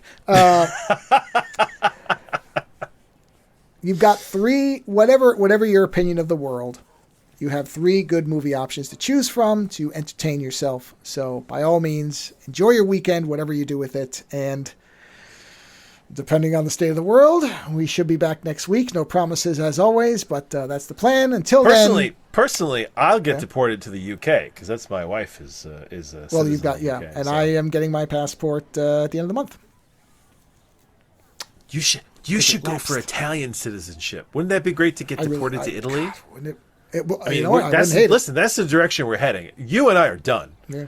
They're gonna hear this and be like, "Fuck, get them out." I mean, honestly, I imagine we'd have to be on a list by now of some kind. Oh yeah, I mean, especially after sex dolls. Yeah, we're definitely on a list of some kind. I know I did 1.5 recently that I'm sure if the wrong person heard, they'd be like, we have to investigate that person, because I was just ranting about fuck it, let it all go to shit. I mean, without swearing, but it was a completely unhinged one a couple weeks back, I want to say. I don't even remember what it was about. Let me tell you, I was just like, you know what, I don't care. If tonight was hinged, yes, it's very fascinating. Yeah. Tonight was my more hinged broadcast. What the hell was that about? What the hell was the one that I did about where I just went insane? Why we should... No, it wasn't what we should care about. I think we should all give some thought to where we're going to be deported. Yeah, well, that's... Yeah. Yeah,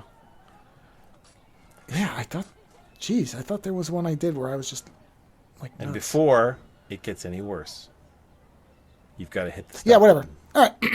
Well, thanks for being here, everybody. I don't know why I cleared my throat before I did that. It's not as if I have to, deliver a speech. But thanks for being here. Choose one of these films, which actually we have a nice span of different types of movies. We've got hardcore science fiction. We've got pure action. And we have a bit of a new spin on a classic property. So we're giving you a little bit of everything. So you can pick one or you can follow Egg Shen's advice and take them all like our salad bar. And whatever you do, have a great weekend. And we'll talk to you again possibly next week. Visit OzoneNightmare.com to subscribe to new episodes, browse through our back catalog, or to find links to support the show. Follow @OzoneNightmare on Twitter for the latest episode postings and other show information. If 280 characters just isn't enough, you can always email us, theozonenightmare@gmail.com. The opening theme for the show is provided by Heartbeat Hero. The closing theme is provided by Ogre. Please visit and support these artists using the links in the show notes for each episode.